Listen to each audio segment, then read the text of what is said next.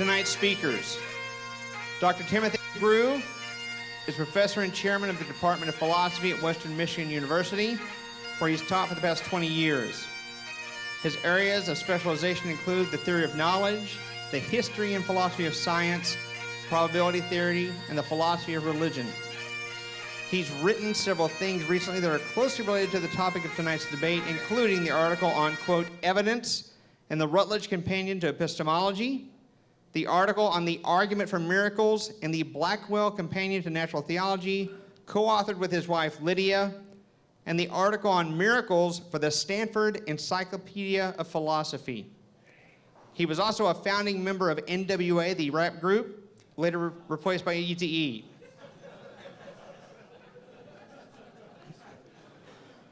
Presenting the topic, could it ever be rational to believe in miracles? Please welcome Dr. Timothy McGrew. Thank you all. Did y'all get your blue bands on your wrists? Yeah, when I was standing up front, the guy came around. He was like, your right wrist? I said, do I need one? I'm a speaker. He said, well, are you going to use the bar? I said, give two to him. So we're here to have a little bit of fun. Thank you so much to Ezra and the BBC, to Alan Hainline, who's coordinating my visit, and all you folks, you fine folks who have come out to one or another of these things to see me. I see friendly faces in the audience. I also see Jerome out there. That's cool. So we're good. All right, we're good on this, and I promise no equations unless Jerome provokes me to it. So this is going to be a math-free talk. It'll be a miracle if I manage that, by the way. Just saying. All right, so the question at issue, and this is the wording that Zach and I talked about, we actually talked it over Friday night again, is could it ever be rational to believe in miracles? So I know some of you on Facebook were saying, whoa, Zach, you got backed into a corner, man. That's not cool. But actually, we'll see. I think Zach knows what he's doing. So there's three key terms that we need to define in order to understand what's going on with that. There's the term could, the term rational, and the term miracles. So I just want to talk a little bit about each of those. I'm not going to get real fussy in dictionary on you guys, but I want to talk about this so that we get a sense of where we are, where we stand on what we're discussing. So let's take the last one first. What do we mean when we talk about miracles? So here's a rough definition, and we can flow with it if there's a little bit of back and forth on the definition, but roughly, I want to say a miracle is an event that would not have happened if the natural world were left to itself. By the natural world, I mean the world that includes creatures such as we are and other related beings like, Klingons and Vulcans if they're out there, but not stuff that's just radically different from anything of the kind that we encounter now. And so the way that this is phrased, this idea of the natural world being left to itself, supposes that in order to explain a miracle, then, at least to get the explanation right, there would have to be some appeal to something supernatural, something outside of the order of nature. So that's how I'm taking that term. And those of you who are familiar with the Gospels will note that this actually fits together pretty well with the definition that Nicodemus seems to be working with when he comes to Jesus by night. And he says, Rabbi, we know that you are a teacher sent from God, come from God, for no one can do these signs that you do unless God is with him. You're doing stuff that doesn't happen unless God takes a hand in things. Works for me. So as a sort of a first offer on a definition, that's where I'm going with that one. Second important term, rational. Could it ever be rational to believe in miracles? Different people define this different ways. I'm going to give you a first approximation that I think will get us off the ground here, and we can finesse it as we go, or you can ask questions about it. Here's what I'm going to say as far as that's concerned. To be rational is, number one, to follow the evidence wherever it leads, and number two, to seek evidence when it meets three conditions. It's available. You can get it, at least in principle. The question meets some basic standards of evidence, and the cost of getting it wrong is high. Nobody goes off and spends 14 years testing models of toasters to find out what the best toaster is, right? The cost of getting it wrong is not that high. I just buy another toaster. Maybe not the same kind that I bought last time if it broke soon, but the cost of getting it wrong on questions of God is very high. So that's my definition of rational, working definition going into this. Some of you may be familiar with people who take a very private, internal approach to what counts as rational, right? Well, I can sort of just feel it. I don't go there. For better or for worse, the way that I am wired is that I respond to evidence and reasons. And so that's where I'm going tonight. And if you don't like it, then I don't know which side you're on. All right. Finally, the definition of the word could. This is the one that I think gave some people sort of death watch threats about you, Zach, was that, like could? Really, you're gonna say no to could it ever? And the reason for that is that to deny this claim is, among other things, to affirm that it is never rational to believe in miracles, no matter how much evidence there is for them. And that's kind of a bold position. So I know what some of you are thinking, right? But I also know what Zach is thinking, right? He's got a totally different take on this. So it is a bold position, but actually it's a known position. It's our favorite skeptical Scotsman, David Hume. All right, he takes this line and he holds to this line. So he's one of the most prominent skeptics in the history of philosophy, fantastically influential. And his position is that no amount of evidence could make it rational to believe in a supernatural miracle, because no matter how much evidence there is for it, there is always going to be at least that much evidence against it. And you balance the things out. So Hume actually has a rationale. His primary argument, he's got several in his essay, but his primary line of argument runs like this. The laws of nature have been established by extensive and unvaried experience. They are as certain as any empirical beliefs can be, right? Maybe 1 = 1 is more certain than the laws of nature, but that's just a logical, mathematical kind of thing. As far as empirical beliefs go, beliefs about the world, these have grade A credentials. A human testimony, on the other hand, we know from sad experience, is not unfailingly truthful.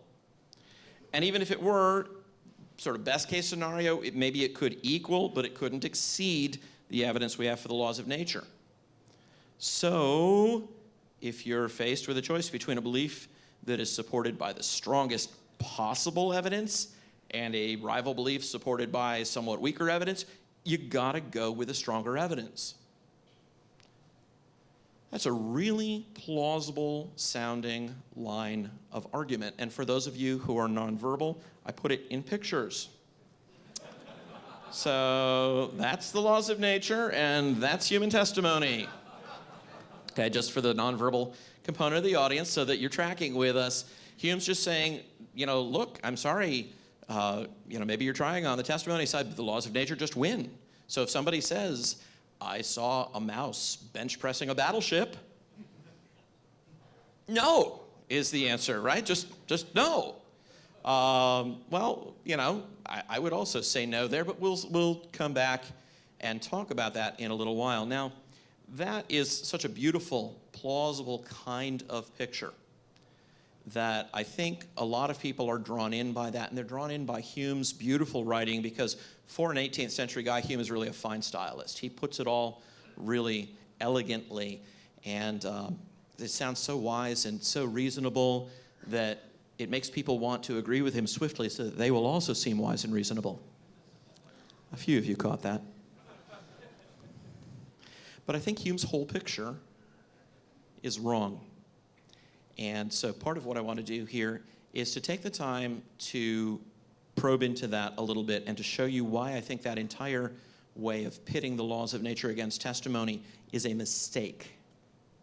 First point, science tells us what nature does when left to itself.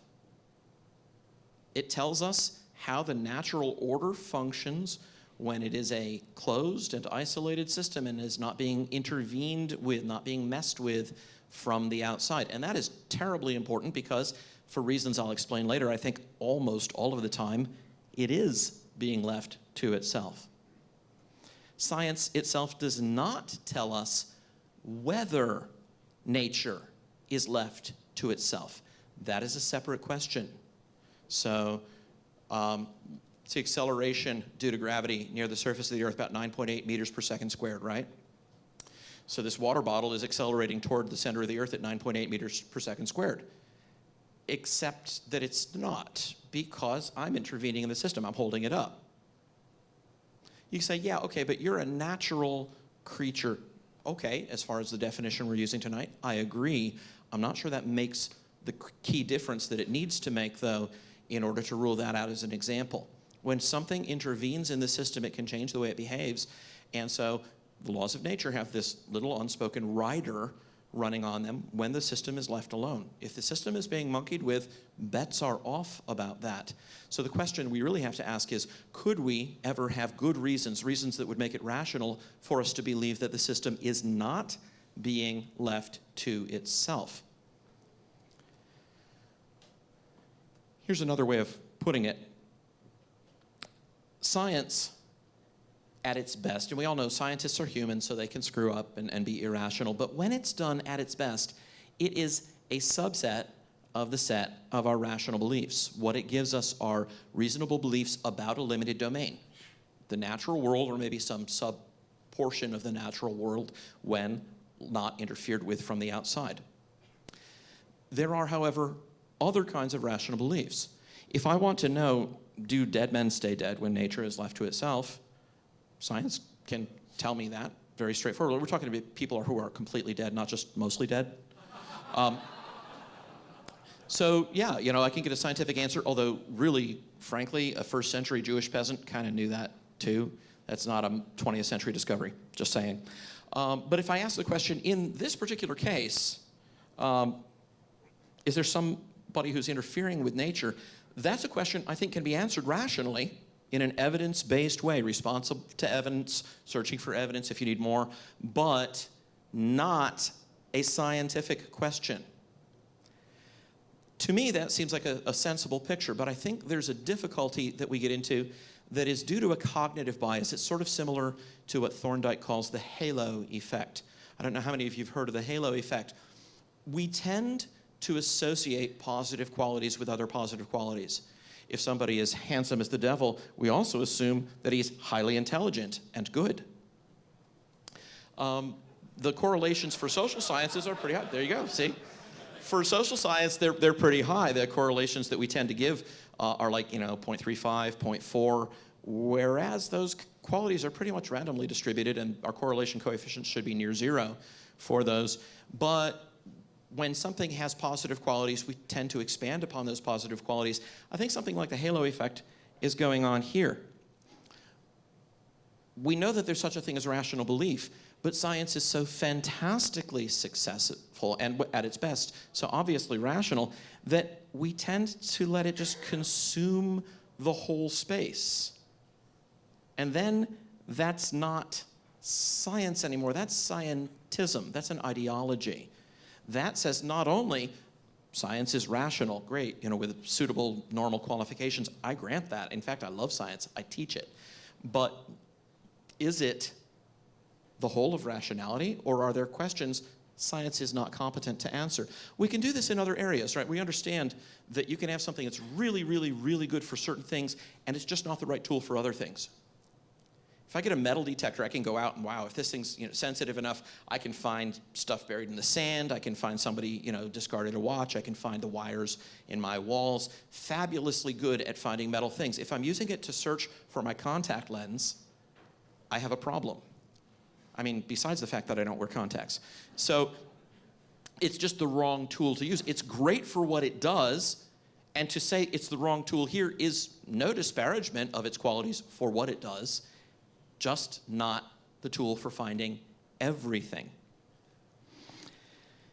When one buys in not to science, but to scientism, then funny things happen. We start sort of taking inventory of the world, and it's got rocks, planets, stars, pizza books, electrons, neutrons, birds, cement mixers, trees, tables, chairs, But looking around, I'm not bumping into God and demons, except for some of the people Zach has met who apparently do bump into angels. I need to get out more because he meets the most interesting people. But then that becomes the whole of what there is. It's like defining all that there is by what your metal detector picks up. That's a problem. And we would see it immediately with the metal detector, but somehow when it's scientific method, all praise to the good qualities of science, but we forget that that is a limitation of it. So, on the contrary, I would like to say, a miracle would be impossible to recognize if there were not such a thing as the regular order of nature, the settled course, the background against which a miracle can stand out. That's not part of the definition of a miracle, but if it's to serve its purpose as a sign of something, and the word sign is used all through the Gospels, especially John, right? He's big on this word sign. You have to have something, some background. We all know this with fonts.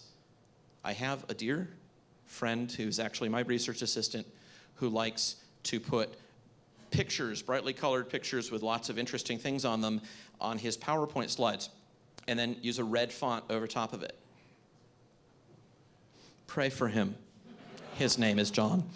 But if it doesn't stand out against the background, we can't see it, right? Same thing with nature. If there's a settled course of nature, if there's a way that nature behaves normally, then we can see that something's not part of that settled course. Rocks roll downhill. If I see a rock rolling uphill, I may be completely startled and check my wrist for a blue band. But if it's rolling up, I mean, it's something I could see, right? So I know that's wrong. There's something going on that's very odd if I see that. And so these are things that have to stand out against the way we know things would normally go, the way, to use the vocabulary I was using earlier, that nature behaves when it is left to itself. And I know what some of you are thinking. You're thinking, okay, you want to be rational about believing in miracles. Right. Do you have any idea how many miracle claims there are out there? Thousands, hundreds of thousands of miracle claims. I suppose you want me to start with your religion's miracle claims, Dr. McGrew, right? And you know what? This claim about there being thousands upon thousands of miracle claims is true. It's absolutely true. So how could anyone hope to use miracles as evidence for a religion? There's too many, and they can't all be right because the religions contradict one another. So where do we even start? This is kind of like hopeless, like hunting for a particular grain of sand on a beach, and you don't even know which beach it is. That's bad. That's got to be a problem. And I think that there's something right about that worry. Hume himself raises it in some correspondence he had with George Campbell. He says, does a man of sense go harrying off after every tale of hobgoblins and witches? Well, of course not. So I propose, in keeping with the definition of rational belief that I gave earlier, that we set up a filter. If somebody wants you to take a miracle claim seriously, I think you have every right to ask them to do some work first. And here, in no particular order and not claiming to be an exhaustive list, here are some of the things I think that we should ask. We should ask if they meet certain basic standards of evidence before we commit our time to investigating them. And if it doesn't pass this filter, it doesn't mean it's false, but it does give us reasons for doubting whether it occurred, and plausibly in many cases means it's just not worth our time to go off investigating it particularly. So what kind of filter? Well, I got too clever for myself, and I decided to make it spell out the word doubts. I'm a big fan of doubts. Skepticism is a great thing. I think we should use it more widely. I don't think we should just reserve it for God and the Bible. We could doubt something else too. So here are a few categories, and I'll talk a little bit about each one. I think when we're dealing with distant events, that raises a red flag. When we're talking about events that tell in favor of opinions that are already established, we need to worry about that. Uncertain events, I'll explain what I mean by that. Belated reports. coming a long time after the supposed events. Trivial events, like, even if it happened, so what? And self-serving events. Unfortunately, we have some claims of those kinds. So let's look at each of those. First of all, distant events. When the first report of a miracle is made only at a great distance from the alleged event, this is a problem. And there are examples on hand, plenty of them actually, where this criterion filters out an immediate consideration of the claim. So there's this book by Philostratus called The Life of Apollonius of Tyana. He attributes a lot of miracles to him, but most of them happen off in faraway places like India, which is nowhere near the place that Philostratus is actually writing up his history. So there, right away, that's a red flag. Like, is that even something that we should be taking seriously? How about opinions that are already established? Well, if the miracle claim supports or affirms the established opinions and prejudices, then we have reason to think that even if it were false, people wouldn't be motivated to check up on it. And if they're not motivated to check up on it, then we have an evidential problem, right? So virtually all of the miracle stories of ecclesiastical history have this problem, like the miracle stories about Saint Genevieve. I'm not saying that means they're false, but they're promulgated among people who are already predisposed to see them as affirming what they believe. Not likely that any of them are going to step up and say, yeah, okay, we should examine these right here, right now, while it's fresh, even if they had that opportunity. So that's a worry. The healings attributed to Vespasian, a general at that time, later an emperor in Alexandria. Hume talks about these in his essay. Those were for the good of the existing cult of Serapis in Alexandria and for the emperor's good as well. That's a red flag. That's a reason to doubt. The alleged restoration of a man's leg at Saragossa, another one of Hume's examples. Saragossa is in Spain. Spain is Catholic. It was supposedly holy oil rubbed on the stump of his leg that made it grow back. Is it impossible? Logically impossible? No, it's not logically impossible. Is there a reason to be doubtful about it beyond just the fact that it is a miracle? Yeah, there's this extra reason. It's done in favor of opinions already established. How about uncertain events? These I define as cases where even if the event occurred, if it was just like, yeah, that happened, it could be explained perfectly well without any implausibility as a natural event. So, for example, there's a bunch of healings that were supposed to have taken place at the tomb of the Abbé Paris, shortly actually before Hume's own time. And some people reported that they were healed, but there were thousands upon thousands of people going. Now, here there's this issue of what we call statistical noise. If you take at random 1,000 sick people with all kinds of different things, right? I have a migraine, I have a nagging cough, I have bone cancer, and you take them all and you do anything over them, flip a coin in front of them, shake holy oil on them, I don't care what it is, some proportion of them will likely be on the point of getting better anyway. And so if you then say, well, that's because I did this, you're taking credit for the workings of nature, which in a large kind of random selection of illnesses is probably on the point of letting some people get better anyway. So that's one of those things where even if I said, oh yeah, those people who swore that they were, felt better after going to the tomb, even if they were telling the truth, it's really hard to separate that out from statistical noise. The miracle of the Thundering Legion, fun story from late in the 2nd century.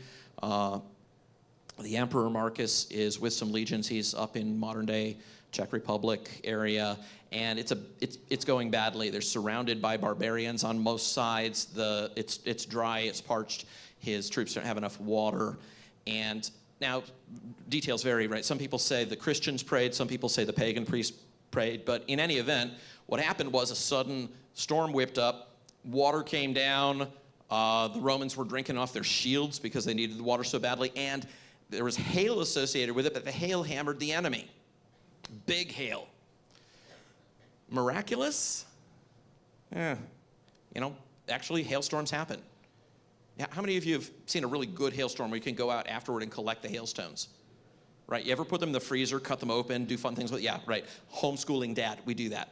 So, Yeah, not the kind of thing that we would be pushed to say as a miracle, even if the rainstorm came just as described.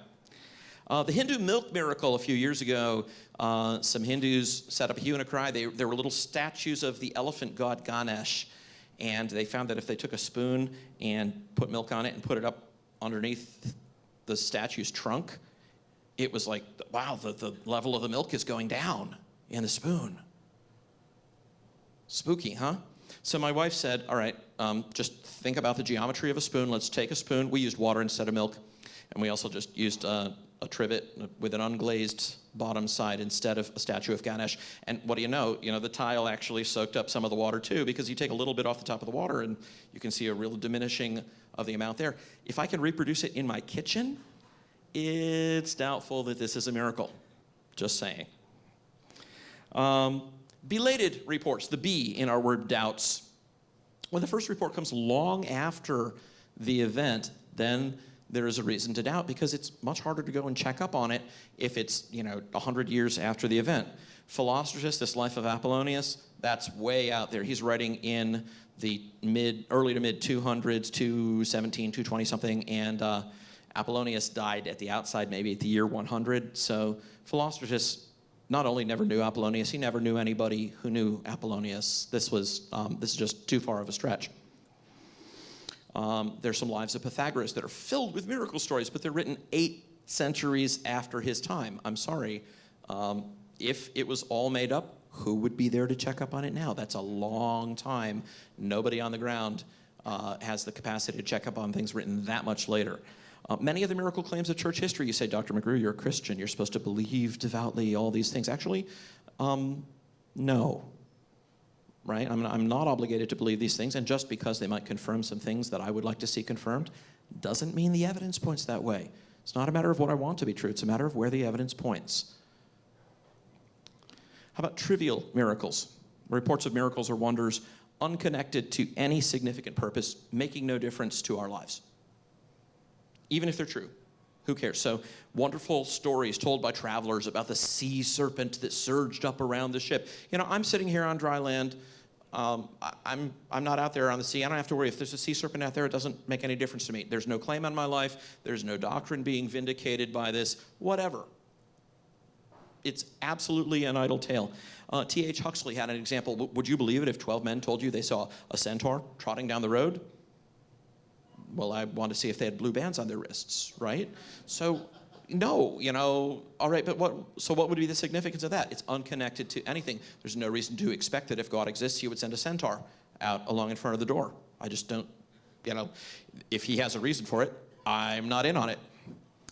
Stephen Law, a philosopher, recently gave an example of a friend of yours who flies around the sitting room by flapping his arms, dies, rises again, turns your sofa into a donkey, and hopefully back again, all in the course of one evening. And what was that? Right? What was the point of that? What was the connection of that? That's a gee whiz. But so if it happened, I'd say, well, the universe is a stranger place than I thought, but I'm going to go out and behave the same way tomorrow. There's a saying of the poet Horace that I think is useful here, Latin poet, 1st century BC, that says, "Nor let a god interfere unless there be a knot worthy of a god's untying." Don't just invoke God for some weird thing. Make it something that's worthy of a god's purposes. I like that. And he wasn't a Christian, obviously, because he lived in the 1st century BC. And then finally, unfortunately, all too full of a class, self-serving miracles. Suppose miracle serves obvious human motivations, like the desire for fame or political power or money or sex, then there's very great reason to doubt it. And just like to name a few, Joseph Smith, General Joseph Smith, with 30-some wives, I lost count after Fanny Alger, or the little magic tricks of Satya Sai Baba. So there are some reasons to doubt. Do I have a couple, Ezra, or am I can keep rolling? Okay. What if it passes the doubts filter? Great, good start, but even so, maybe now you should start looking into it, but there are some things that can be done to strengthen the case. So an event might lack these and still be true, but if it has them, That's good. I'll organize them really quickly into an acronym PAST, P-A-S-T, okay? Public. The thing should not be restricted to just one witness. So Joseph Smith's plates, he claimed they were public, but when we actually read what the witnesses had to say, not public. Muhammad's night journey to Jerusalem, he's the only witness. Acts or monuments set up to commemorate the event. Some true events don't have it. Columbus' return after discovering America, nothing in the archives in Portugal. Weird. But we'd like those as excellent evidence. Senses, something that you can see with your outward senses. Martin Harris about Joseph Smith's golden plates, right? I saw them with a spiritual eye, he said. We're not talking spiritual eyes. We want these eyes, with or without contact lenses. And finally, time. If there's some kind of act or memorial that commemorates this, it must have been instituted at or about the time the event's supposed to have occurred. So if you think about those, it's being open to the senses and public makes it very unlikely the original witnesses were deceived, and it's being commemorated by some act or monument and having been done at the time that this was supposedly done. That helps it to not be invented later on. It's very hard for me to invent a national holiday and tell you how you've been celebrating it all your lives if you've never heard of it. What am I at, Ezra? 2 minutes out? Can I get 2? Yeah. He's nodding. Great. Okay. One more try. Eyewitness testimony is weak. You hear this sometimes. And it's true, sort of. There's some conditions for unreliable eyewitness testimony. The events happen quickly, over a period of seconds or minutes. The participants are strangers to one another. There's cross-racial identification. We are apparently just really bad at this. And especially if there's weapon focus, a weapon present like a knife or a gun. So under these conditions, eyewitness testimony is really unreliable, especially in details. True, but how about optimal eyewitness testimony, like the events are being attested, they take place over the span of days or weeks. Bad lighting is not a significant factor. The individuals involved aren't strangers to one another. Maybe the person you see is somebody beloved to you, like an intimate friend or a beloved rabbi, and there's no weapon focus problem. And finally, just a public service reminder. Science depends on the eyewitness testimony of scientists, so just be careful with that saw. You don't want to actually cut eyewitness testimony out altogether. Thank you very much. I think it's time to turn it over to Zach now and let him take it away. Dr. Timothy McGrew.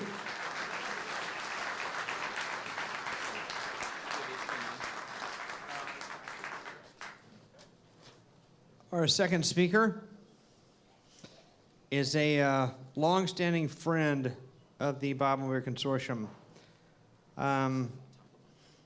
This is not in his bio, but I'm going to give honor where honor is due. We have many mutual friends through Facebook. One of them recently, Averos, came to Christ and had a baptismal service that Zach attended to celebrate his friend's baptism. So I want to recognize that Zachary Moore has challenged me, even in my depth of friendship, for those that believe what I believe and what I don't believe. Zach's bio: Dr. Moore has been active in the DFW atheist community for nearly a decade, having served as the executive director of the North Texas Church of Free Thought, executive director of the Fellowship of Free Thought Dallas, coordinator of the Dallas-Fort Worth Coalition of Reason, and treasurer of Camp Quest, Texas. He currently serves as chair of the board of directors for Foundation Beyond Belief, a global secular humanist charitable foundation. You can find Zach's writings online at doubtingthomases.net, where he blogs about Christianity and atheism with a Christian blog partner. You can also find his latest project, quote, The Gospel of Doubt, at gospelofdoubt.net. He also does all the choreography for Justin Bieber videos. Please welcome Dr. Zachary Moore. Thank you. Thank you. It's a pleasure to be here. It's an absolute pleasure to be sharing the stage with Dr. McGrew. I have a growing awareness of his reputation in apologetics and evangelical circles, and I definitely appreciate that tonight, as I'm sure most of you do as well. I knew it was going to be a challenge sharing the stage with him.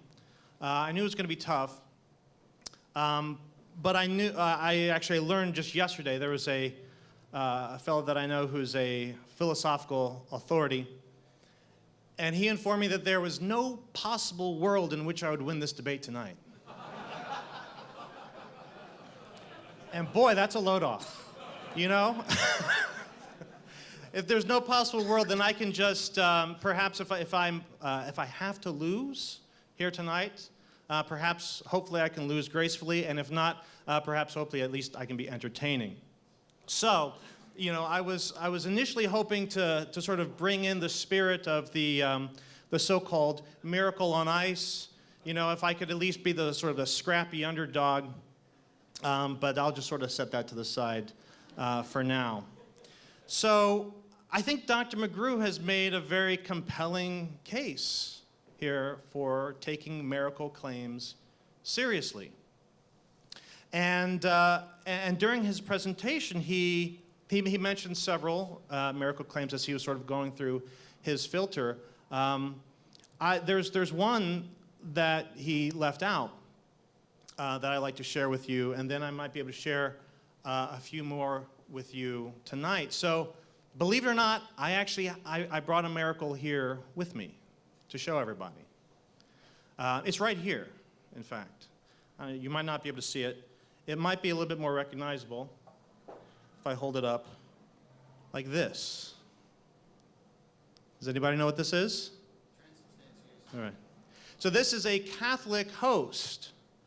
So some of you may know from my biography that I, at one point, was and still technically am a Catholic. So during my apostasy, just to cut it short, I wanted to find a way to be a Christian while also setting the Bible to the side, and so I found that solace in the Roman Catholic Church. And since joining that illustrious organization, I've since found my opinions with them differ a bit. And I requested several years ago, I had a sort of a conflict of principle with them, and I wrote them a very, what I thought was a polite letter, and I explained why I wanted to leave the Catholic Church. And they said, basically, no, thank you. We appreciate all the reasons that you gave as to why you think we're an evil organization, but unfortunately, the law that used to be in place to allow Catholics to leave has now been changed by Pope Benedict XVI. So that being the case, my only solace now is being able to bring out my Catholicness whenever it is useful to me and beneficial. And so I went to Mass, and I participated in Mass, and I went up to the priest, and he said, the body of Christ, and he handed this to me, and I was supposed to consume it. I palmed it, and I brought it back home. And here it is to you. So this might actually get me kicked out of the Catholic Church if they find out about this. I don't know.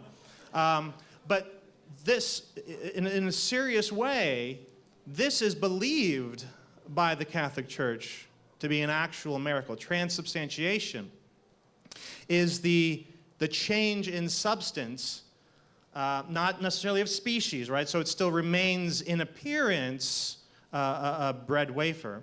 But in a supernatural way, it actually changes its substance and becomes the actual body of Christ. And this isn't just me saying this, right? So I learned this from my priest, and my priest learned this from his bishop, and his bishop learned it from the Pope, and the Pope learned it from the previous Pope, the previous Pope, the previous Pope, the previous Pope, all the way going back to St. Peter, the original Pope of the Church, who got it from Jesus. So this isn't just some trivial miracle that we're talking about. This is a central miracle that the Roman Catholic Church believes, and the Catholic Church insists that all of its members have to believe this as well. So this is not something, some piddly little thing here.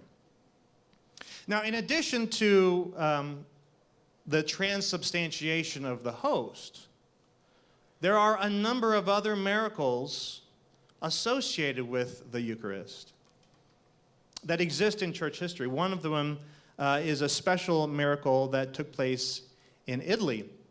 And here you see this right here. That was, according to the miracle claim, this was a standard Catholic host used in the Eucharist, and this became actual human flesh. And this is now kept in a reliquary along with the wine from that same Mass, which congealed into blood and has remained sort of uncorrupted there.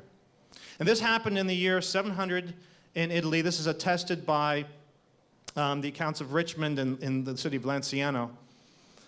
There was a Brazilian monk who was having severe doubts, right? So this is a critical religious context here. He was having doubts. He wasn't sure that the Eucharist actually transubstantiated. And as it was handed to him, the host turned into real flesh and the wine turned into real blood. Now, the church, the Catholic Church is kind of funny with claims like this. They do a lot of investigation. They tried to create a filter, a skeptical filter, kind of like what Dr. McGrew has come up with, and they try to filter out the good miracles from the bad miracles. And even the miracles that they do sort of put their stamp on, they say, well, you don't actually have to believe in these, but they do put their stamp on them. And that counts for something, right? If the Roman Catholic Church is putting its stamp on something, that means something. Another thing that they've put their stamp on is this miracle claim here. So this is the cave or the grotto in Lourdes, France, where in 1858, the Virgin Mary appeared. Did you know? She appeared and she spoke to a teenage girl. And she gave all these messages to this girl. And the girl repeated them to other people. And the church believed it. And this is a picture of the girl right here. The church investigated, the church applied their filter, their skeptical filter, and they looked into this very carefully. And they said, okay, this is a real miracle. And they built a church on top of the site where the Virgin Mary told the girl that a church should be built. There are other apparitional miracles in the church history. Another one that's very well known. I heard a lot of talk about this during my time as a Catholic, the appearances in Fatima in Portugal. So this was an angel. This is a little bit later than Lourdes. This is in 1916, between 1916 and 1917 roughly. An angel appeared to these three children several times, and then a bright lady appeared. It's not exactly clear if it's the Virgin Mary or not. But this lady gave information to these children, these three secrets, which they passed on to their family. And these three secrets are prophecies, essentially, which have come true.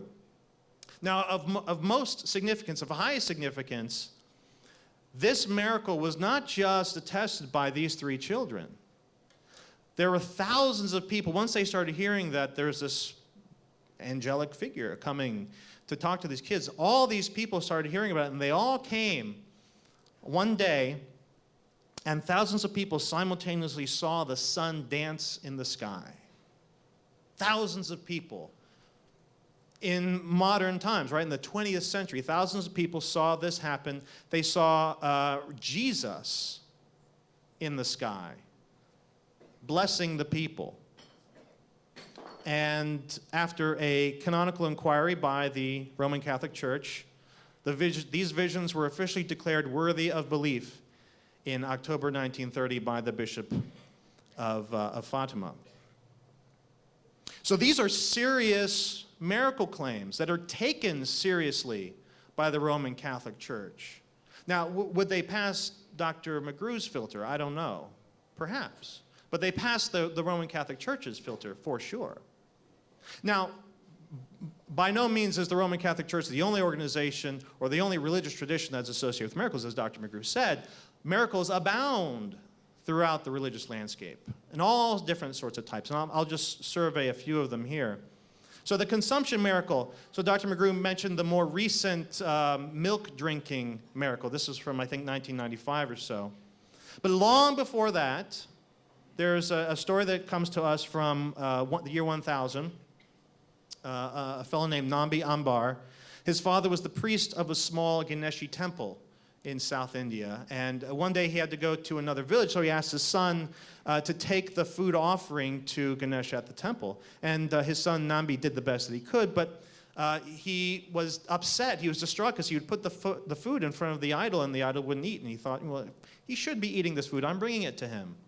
Well, lo and behold, the actual Ganesha showed up and started eating the food in front of the boy to prove that he really existed and to validate the child's faith. Everybody accepts this miracle, right?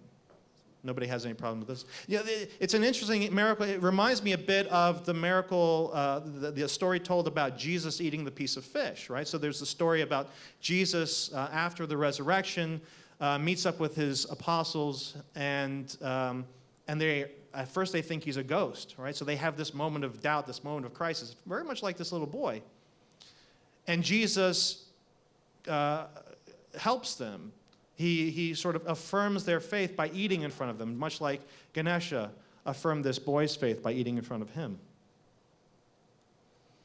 Other types of miracles, anthropomorphism miracles. This also comes to us from India, in the Hindu tradition. This was a story told about the Marathi saint and yogi named Janeshwar. And he was walking along one day, and he saw a water buffalo being mistreated. And he told the owner, he said, you shouldn't do that. And the owner said, well, it's my buffalo. I can do whatever I want with it. And Janeshwar reached out and touched the animal on its forehead, and the animal immediately began reciting part of the Bhagavad Gita. And the owner was floored and started treating it better right after that. An interesting miracle reminds me a bit of the story of Balaam in the Old Testament, right, where he is sort of pushing his donkey and trying to, smack his donkey to get it to move, and there's a miraculous intervention. The angel comes and starts the donkey talking, and Balaam sort of reconsiders what he's doing with that. There's the transportation miracles. Dr. McGrew already mentioned the travel of Muhammad from Mecca to Jerusalem in a single night. He was carried by, in some accounts, it's a winged horse. This illustration shows it with a human head. It may be a mistranslation, maybe not be. By the way, just in case anybody's worried, this depiction of Muhammad shows him with a veiled face, so everything is on the up and up. We don't have to worry about, I hope.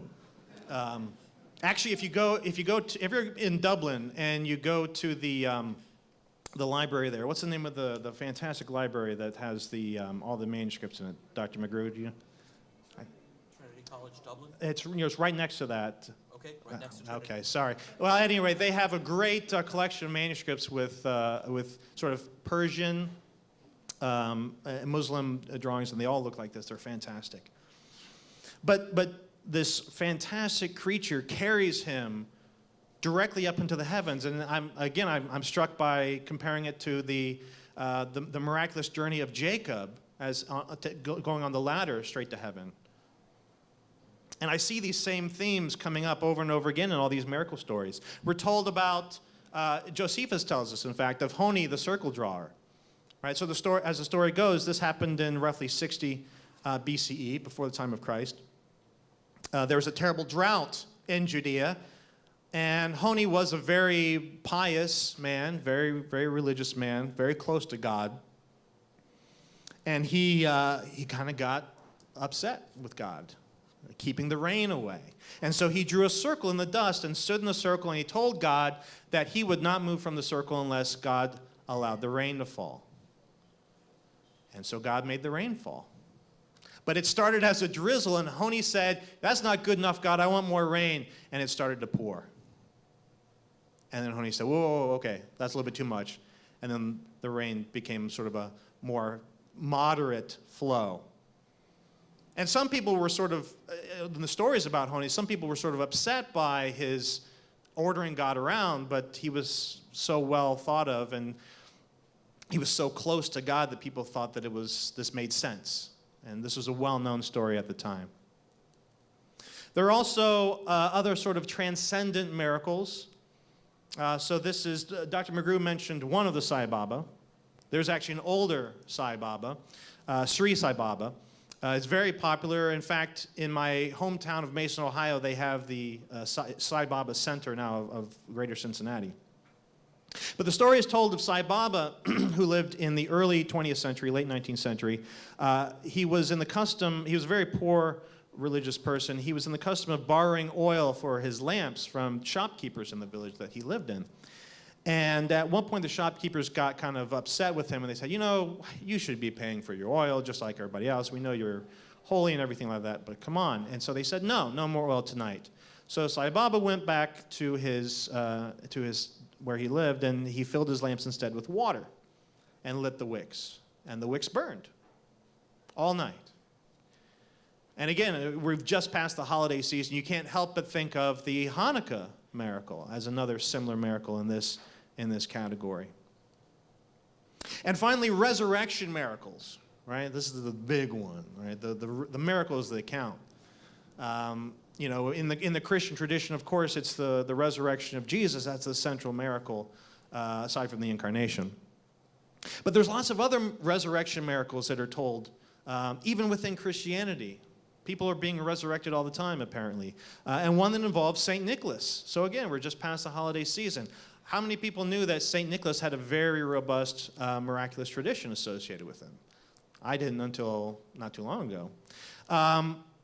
In one of the stories of St. Nicholas, he went into a town and discovered that a butcher there had killed 3 small boys, cut up their bodies, and put them either in salt jars or pickling jars to preserve them.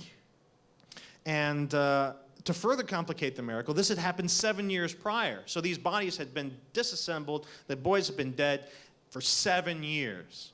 And St. Nicholas comes into town and gets some sort of a supernatural instinct that this has happened, waves his shepherd crook over the barrel, and the boys pop out fully alive, fully resurrected.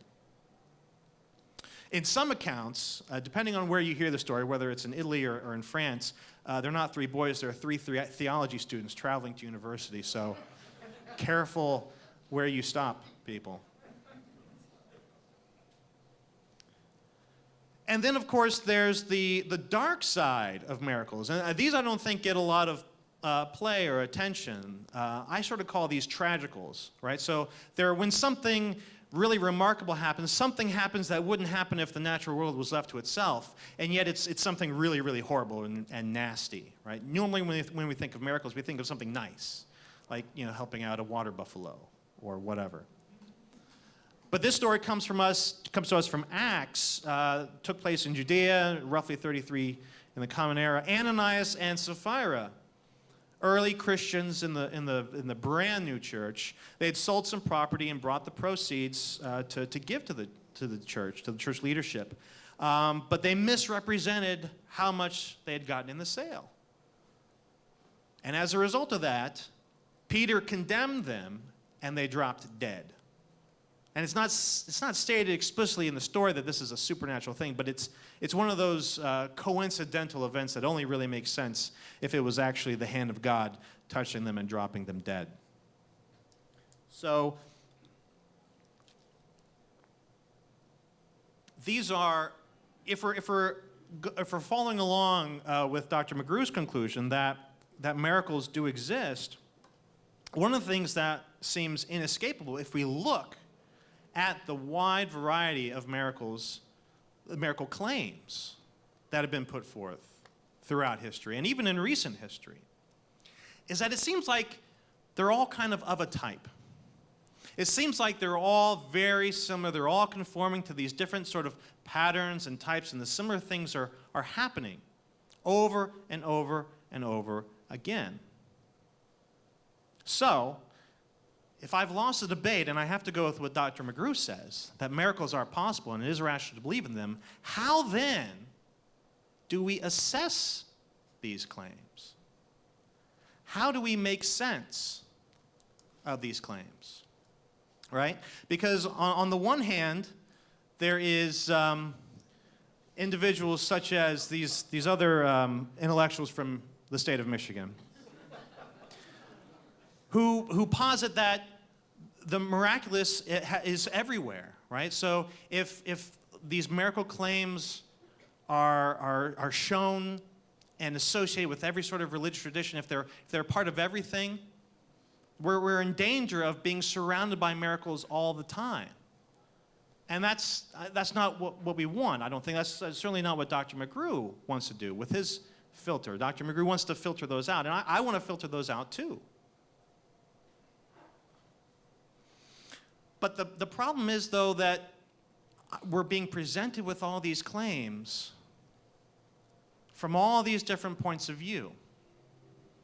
And all these miracle claims that were presented are being presented as kind of a currency, kind of a spiritual currency, right? So the claims themselves are not just irrelevant, right? So Dr. McGrew sort of dismissed the sort of trivial claims that don't matter, right? If something doesn't matter, then we're not really paying much attention to it. But the miracle claims that we are presented with are claims that presume to make some case, presume to act as some sort of a currency for the religious claims that stand behind it. The problem, though, is everyone seems to be playing with the same money. Everyone seems to be playing with the same currency. And it all seems to be kind of monopoly money, perhaps. You wonder, at least, what is the value of the currency that these people are using, right? If they're all sort of pulling from the same pocket, the same human cultural pocket, the same need to have miracles and to refer to the miraculous. And these miracle claims continue to pop up, right? So Dr. McGrew mentioned the Mormon religion, right? So how did the Mormon religion start? This is one of the more recent world religions that's come about. How did it start? It started with its own miracle claims. It came to the table with its own set of miracle claims, just like every religion has in the past. And every new religion that appears on the world stage starts printing off its own currency and starts circulating that. And it wants you to take that as being something of value. But it may not necessarily be something of value. And that's the anxiety that I have, right? So accepting that miracles are possible, accepting that it's possible to believe in miracles, at least as a category of things that can happen, the question is, how do we determine the right miracles, right? What standard do we use? And I'm worried that, I'm frankly worried that any filter that we apply is its own sort of fallacy, is its own sort of ad hoc approach to figuring things out, right? So with a standard approach, there's at least something to compare it to, right? Like this, for example. This is a platinum ingot that represents the 1 kilogram measurement that's used with the System International, right? So when we talk about this weighs a certain number of kilograms, we know what that means because we can compare that to a standard. But we don't have that standard when it comes to miracle claims. We can come up with all sorts of different filters, but how do we know that that filter is the right one? How do we know that that filter is not missing something? How do we know that that filter is not fraught with errors? This is a significant piece of anxiety that I have. If we're willing to consider miracles as a category, we have to approach individual miracle claims and evaluate them one by one. And there's the rub, right? And there's 3 problems that face any sort of evaluation of these miracles that I see as kind of insurmountable, even granting the rationality of miracles as a category, even granting that theism is true. Right? So I'm not necessarily arguing this as an atheist. I'm saying even if there is a God, don't know what kind of God it might be, let's just call it the miracle God. There is some sort of a theistic God that allows for miraculous intervention, the miracle God. There are still 3 problems that we have to deal with. Problem 1, there are too many miracles, right? There are lots and lots and lots of miracle claims. And most people, there is no consensus on the miracle claims, except for that they're not true, right? So when I hold up this host, who in here believes that this is an actual miracle? Now, we accept that there are some people in the world that accept that this is an actual miracle, but we don't, okay? So what is going on with the Catholics? What is going on with us? Why are there so many false miracles out there? Why are there so many people accepting things as miraculous when they shouldn't be? And I think that this problem speaks to a kind of a type 1 error when it comes to miracles. We do not have a good ability to reject a false null hypothesis when it comes to miracles. That means that the false positive rate is very high. Right? Just look at all the lists of miracles. Look at all the different types of miracles, every single class of miracles that I mentioned, that Dr. McGrew mentioned. And the vast majority of those we would consider to be false. And yet some people believe them. So we've got hundreds and hundreds and thousands of false positive miracle claims being presented to us all the time. That is a big problem. Problem 2, seems counterintuitive, not enough miracles. Right? So in one sense, there's too many miracles, but in another sense, there's not enough miracles. Right? So miracles, even though there's hundreds and thousands of these miracle claims, they represent a tiny, tiny, tiny fraction of our actual experience with the world. Right? Out of all the water buffalo who have ever existed, only one has ever claimed to have spoken Hindi, or Marathi, or whatever they speak there. So the background probability that a water buffalo would speak Scripture is very, very, very low. Very, very low. And that's also the case for every other type of miracle claim. The background probability, even assuming that God exists, because if there is a God, we're still living in the same world that he has created, right? So even if there is a God who allows for miracles, the vast, vast, vast number of other events conform to the natural order. And so the background probability is vanishingly low. The final problem, hidden miracles. This gets to the other concept. So I mentioned type 1 miracles, false positives, but there's also the problem of false negatives. Now this is something that it seems, at any rate, in Dr. McGrew's presentation, he's sort of taken for granted that if there is a miracle, we should be able to detect it. But that's not necessarily the case, right? So a miracle, as we've agreed on whatever it is something that happens only if it can't be explained by the natural functions of natural law, right? So it's some event that requires the supernatural to explain it, but that doesn't mean that we're able to interpret that. That doesn't mean that we're able to observe that. That's a further assumption, right? If we're talking about the ingress of the supernatural into the natural world, how in the world would we? How would we make an observation of that? How would that appear? And so, because of that concern, the chance that we have a huge false negative rate for our miracle detection is very high. So, our natural detection tools have limited detection power. And thus, there may be lots of miracles happening around us that we may never know about, right? And for Dr. McGrew's filter, they pass right through. They're not detected. But those may be, logically, actual, factual miracles. And so, ultimately, when we sort of get to the end of all this, even if granting that Dr. McGrew is right, and it is rational to believe in miracles, even if we grant that God exists.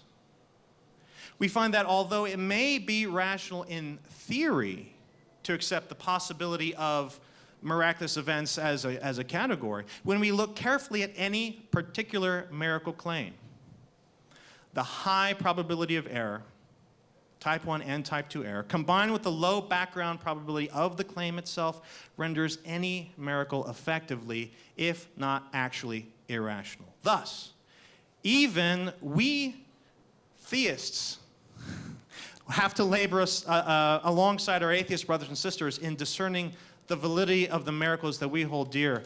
And I look forward to seeing this partnership progress. Thank you very much. Dr. Zachary Moore.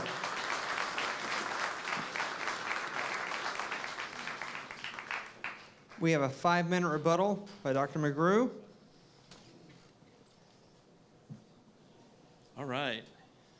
Well, thank you, Zach, for that very spirited and extensive presentation of your case. There are a lot of things that Zach started here, and I have 5 minutes to try to chase them all down. You know the one about a mosquito in a nudist colony? That would be me right now. So, I took some notes. Let's hear where we can go. Transubstantiation was the first thing up. My straightforward answer to that would be, we're looking for things that we can detect with our senses and that don't, if we can find things like this at all, maybe we can, maybe we can't, but that don't fall in line with opinions that are already established. That one doesn't count, right? I mean, this is something that takes place within Catholic circles for Catholics. It might be true for all I know, though, frankly, speaking as somebody who studies metaphysics with a more than average interest, I'm not quite sure what it means. Do you know what it means? Really? What? Transubstantiation? It means that the substance has changed into the body of Christ. Right. And? That's what it means. Yeah, no, that's words. That's the problem. So, yeah, I'm not sure what it means. I have dear Catholic friends. Don't stone me. Zach's experience with Catholicism, they wouldn't let you out. I had no idea Catholicism had turned into Hotel California. My apologies. Zach appeals to several instances from church history. He's got one from Italy, the host of flesh miracle. Honestly, these kinds of things happening within the context of entrenched, established opinions don't pass the filter. Zach was wondering, well, do some of these pass the filter? Not those. The church history ones uniformly do not. We'll get back to a related point, though, about starting off a religion. That's an important thing Zach brought up near the end. So the Lanciano, the Cave of the Grotto at Lourdes, Fatimi in Portugal, you said that these were, the dancing sun miracle was well established later, but you also mentioned that it was established in 1930. It was verified. Verified. Yeah, I don't know. That's 13, 14 years from when this is supposed to have occurred. I'm worried about the nature of the investigation after the event for that. But more than that, the crowd of people who showed up were expectant. They were hoping for something. Stanley Yaki, a Catholic priest, says, you know, from the descriptions culling out sort of the majority consensus on that, could have been they saw what are called sundogs. They're rare phenomena that happen in the atmosphere when you get a rainbow-like halo effect off to the side of the sun with some ice crystals in the atmosphere at just the right angle. Yaki, of course, as a devout Catholic, also says the timing of it was miraculous. That falls afoul of my U criterion on the doubts filter, right? I'm uncertain if we should even call that a miracle. It's just not striking enough. There are striking things that maybe we should. That one doesn't seem to be to rise to it. The consumption miracle with Ganesh. Is this a private thing? I mean, is there one guy there when Ganesh comes out and eats it? Because I haven't read the text, but the way you told it, it sounded like, was it Nambi Ambar's son? Mm-hmm. Right, so not passing sort of the public nature filter that we would like these things to have. He contrasts or compares that with Jesus eating fish in Luke, but that's in the presence of other people. And it's not other people who are already like, yep, Jesus, man, you have risen from the dead in that school. It's to persuade them So I don't think the cases are parallel there. We could talk more about that if Zach is interested in it. But I think on both of those criteria, there's a striking difference. Anthropomorphic miracles, the elephant reciting the Gita. Ventriloquism is a known phenomenon, so just saying my antennae are twitching about criterion U on the filter for that. Transportation, miracles. Look, if we had just the bare record of the story of Jacob and the ladder, I don't know how far towards heaven he's supposed to have gotten, but the bare story by itself would be an individual story. When taken in isolation, I don't think that that's a place that I should go and investigate. Maybe in connection with other things, it might come back in the realm of that. That wouldn't be the place I would start my investigation. I would pass on and be looking for something better. And I think there are such things. Honey, the circle drawer, oh my goodness. Same with the Thundering Legion, right? The guy draws a circle and prays and we get rain. There's lots of times that rain comes after people do things. That by itself, that's just not gonna cut it for me. Transcendence miracles, Sai Baba, oil for lamps. We have Sai Baba's word for it, that he put water in the lamps. And apparently, he was the only one there because he's a poor guy going back to his own house. Look, it's very self-serving to say, I experienced a miracle because you guys weren't respectful enough of my holiness. 1 minute. I worry about that. 1 minute. Oh, the dark side. We've got the resurrection stories of St. Nicholas. D, B, and T. I'll just say I have problems with all of those. But one thing I want to say, Zach comes down toward the end saying, look, a lot of miracles fall into these types. They're all similar, and all religions are started by them. Actually, no. Not all religions are started with miracles. Mormonism is quite exceptional. And if you look at Hinduism, if you look at Buddhism, you will find miracle stories come up in them, but they come up later. They do not come up at the founding. It's very difficult to found a religion on the basis of miracles. To do it, your best bet is to run as fast as you can to Utah. Try to get out of the press, because if there's too many people around, this doesn't fly. You might end up getting killed in a Nauvoo jail. I'm just saying. That doesn't happen. Lots more here, but my time is running up, so I'm going to give Zach a chance to do rebuttal. Thank you.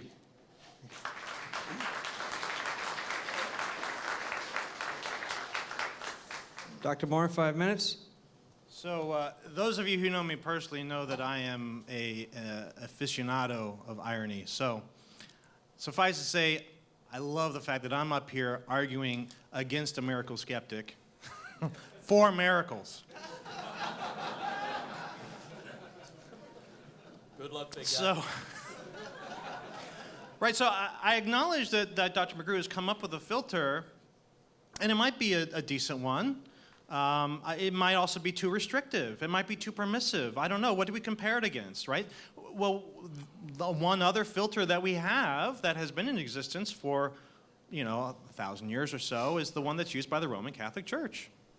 And they have used their filter. They've evaluated a lot of miracle claims, right? They are very conservative. They are very skeptical when it comes to miracle claims. They do not want to jump on and authenticate something as a miracle too soon. So, I don't know. Dr. McGrew says those are not miracles. The Catholic Church says they are. Maybe I'll just appeal to authority and let that sit. Now, some of these other miracle claims, the things that I brought up, they might not pass his filter either. But why is his filter the standard? Why did that all of a sudden become the standard? It has to pass the McGrew filter or else it's not a real miracle. Right? All a miracle has to be is something, as we decided, all a miracle has to be is something that transpires that would not have happened if the natural world had gone on by itself. And so that opens the possibility up wide. All sorts of things can happen. Why can't a water buffalo recite scripture? If anything is possible then, right? Now we may be a little bit skeptical of that, and okay, that's fine.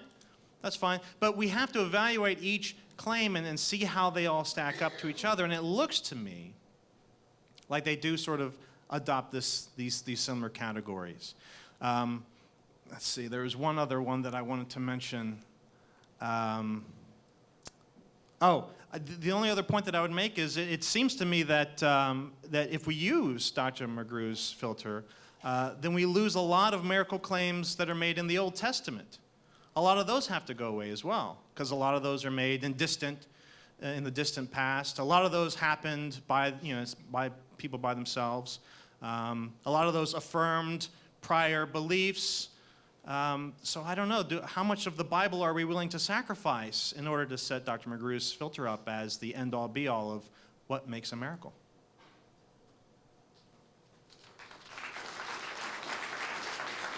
Thank you. Transition now to cross-examination. If both parties would sit at the table.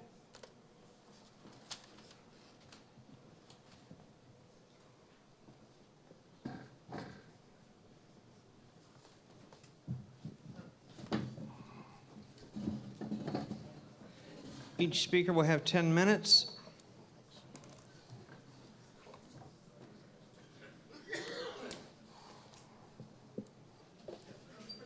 Who do you want to go first? Who would like to go first? Zach? Okay. Well, let's go back to that earlier point I raised about the Old Testament. Sure. Do you think that's true? Do you think if you employ your filter, you might have to give up some of the Old Testament miracles? And if so, why? If not, why not? Well, I think the way that you're phrasing the question shows that you have misunderstood something that I said. Remember, I said, these are reasons to doubt it might be true even if these red flags are there. But what we're trying to do is find a place where it's reasonable to commence inquiry.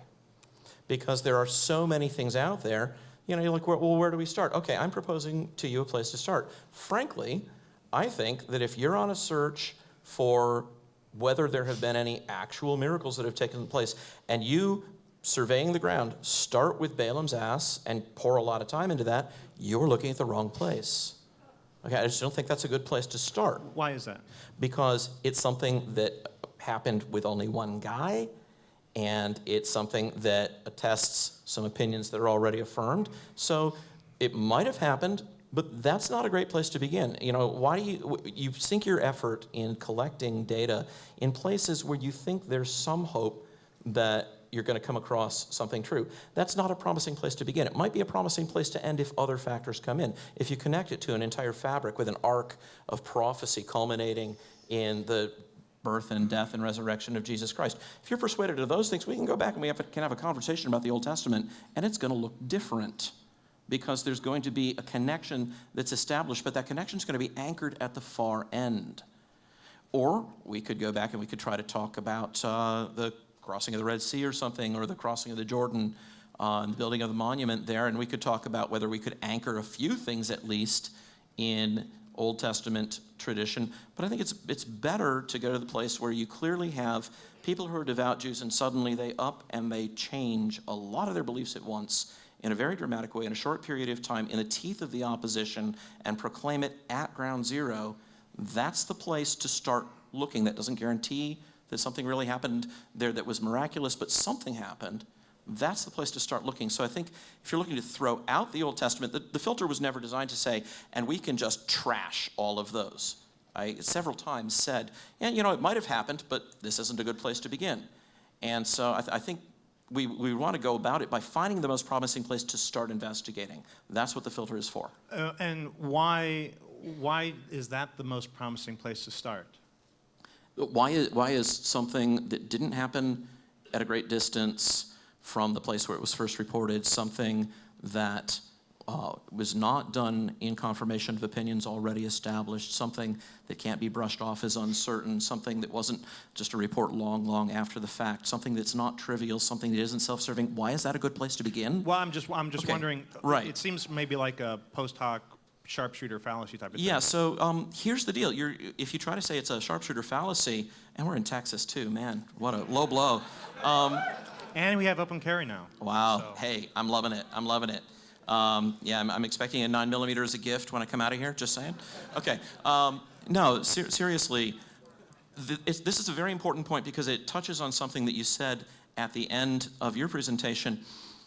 These criteria that I'm giving you are not tied down to any specific religious tradition, okay?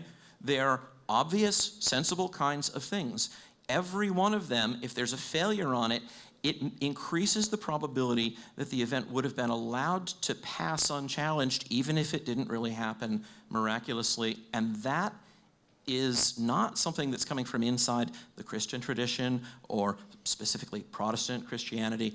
That is just an absolutely straight up kind of thing. Anybody ought to be able to look at those criteria and say, yeah, you know what? Those do make it more reasonable to have doubt about that. And yeah, I don't want to waste my time chasing a bunch of things that just prima facie don't look like they're even good candidates. So that's how I would go about this. Does that make sense to you?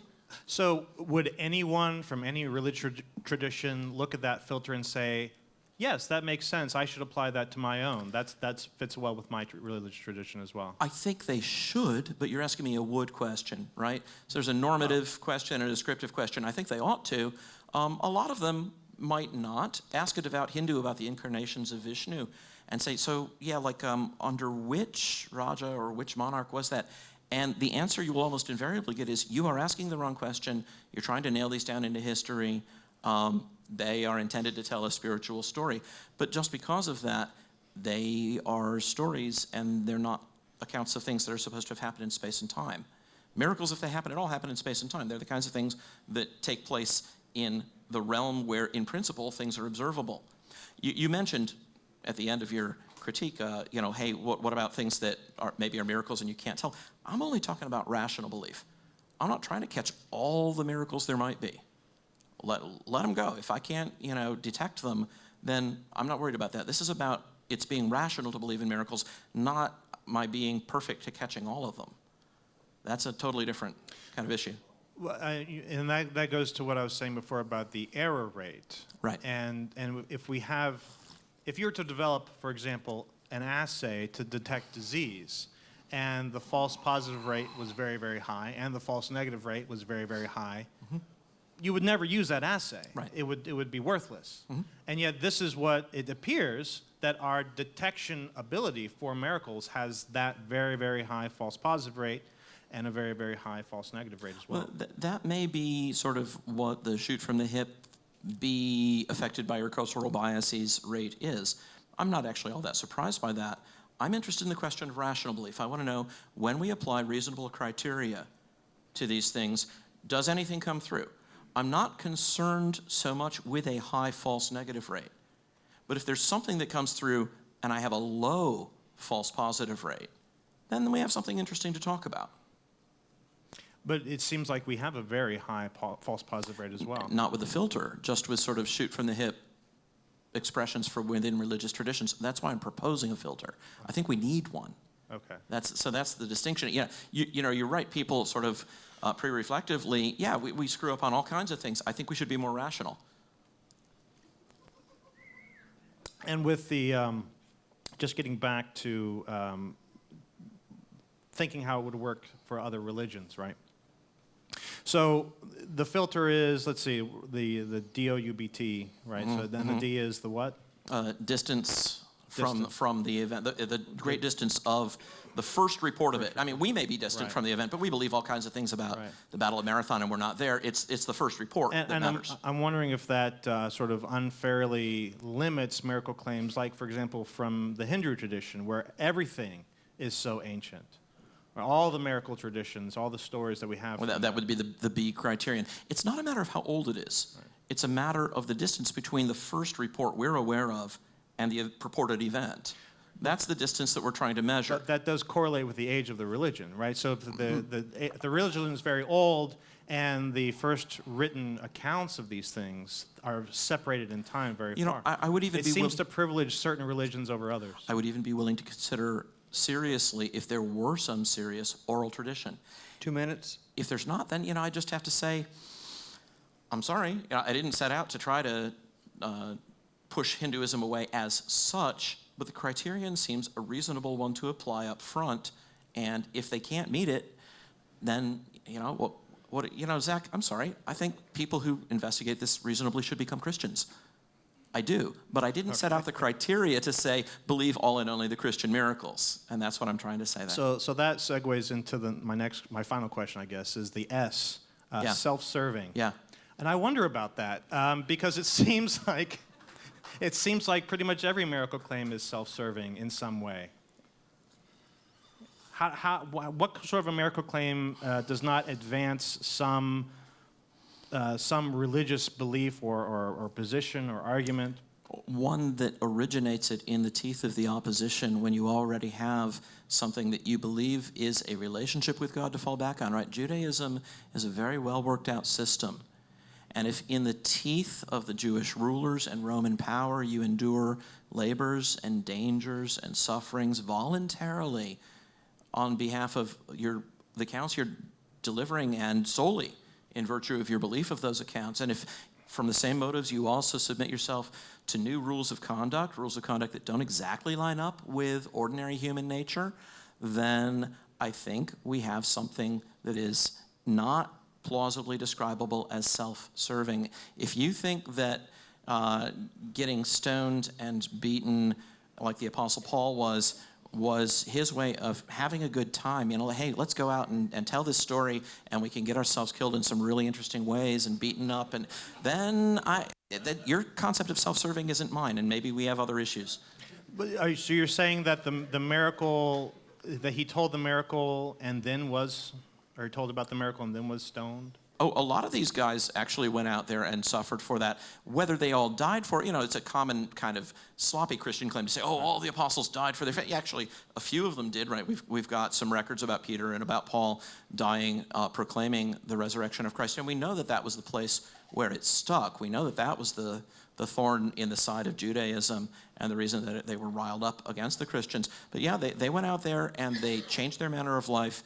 And Paul was on the fast track to leadership in the Sanhedrin, and he threw it all away. And he didn't get any benefit from any of that? More sex? I'm sorry, what did you think Paul got out of this? Money, fame, power? No? Would be the answer. Transition now to cross-examination. Dr. McGrew of Dr. Moore, 10 minutes. All right, thank you. I do have a lot of questions, and what I'm going to do, I'm cheating. I'm going to go back to my notes, and I'm just going to sort of pick up on some stuff that I wanted a chance to do, and just ask you about some of this. So you say any filter is a fallacy. No, I wonder if it may be applied fallaciously. I wonder about the legitimacy of any particular filter. Yeah, so I really worry about that because it seems to me that puts you in a position where what you are saying in effect is, in this area, maybe because there are so many claims, because so many people believe them, because they seem to fall into broad categories, following the evidence just doesn't matter. Well, no, I guess what I'm saying is there is so much evidence. Why should I trust one filter over another? Right, and so that's why I tried to give you a filter where each piece is sort of an independently reasonable thing. You can see that if it fails on this, it's more likely to be allowed to get a free pass, even if it didn't really happen. And it's independent of any religious tradition. I didn't build in anything about any religious tradition, Mormonism, Pastafarianism, whatever. I'm like, if you can show me the meatballs, I am willing to eat. So let's, but the filter is not arbitrary. You worry about monopoly money. This is a currency that people are trading in, and what I want to say is there's a reason that people pass counterfeit currency. And the reason they pass counterfeit currency is that they know that there's real currency, and they want some of that action without having the real currency. So it's very natural that people would pretend to miracles. After all, in a religious environment, that's the kind of the place where if there were any real miracles, you'd expect them, right? Here's some ethical teaching and some teaching about our metaphysical state and what we need for life hereafter. If that's true, it's big news. If there's a God and he's good in any sense we can recognize, yeah, plausibly, he'd want to tell us. So that's where you'd expect miracles if they happen at all. That's why you also see them, as coming up as fraudulent claims, because everybody wants a piece of that action. You can lead people by that, and that's why we need tests. That's why somebody, puts a coin that looks gold in front of me, and I put a drop of acid on it to see what happens. And a counterfeiter might get nervous when he sees me doing that. That's too bad. But that's not actually what you're doing. Okay. Right? It'd be one thing to have a standard and say, this is a piece of gold bullion. We can all agree that this is gold bullion, and anything that comes up to us, and we're going to test it against that. But I hold up the Catholic host, and I say this is accepted by 1 billion Catholics around the world as a miracle, and nobody else in this room agrees with me. So we don't have a standard here that we can actually use. Okay, actually, I mean, I think you are appealing to a standard, right? And what I would say in response is, popularity is a rotten test of truth. No, sure, but what else do we have? We can ask whether the reports are close up to the event.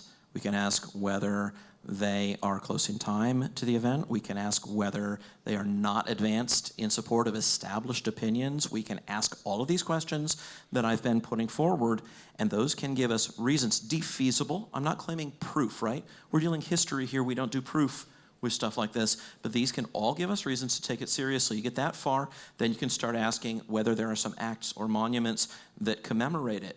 Take, for example, the transition of worship from Saturday to Sunday in the early church, called the Lord's Day. There's devout Jews. What the heck?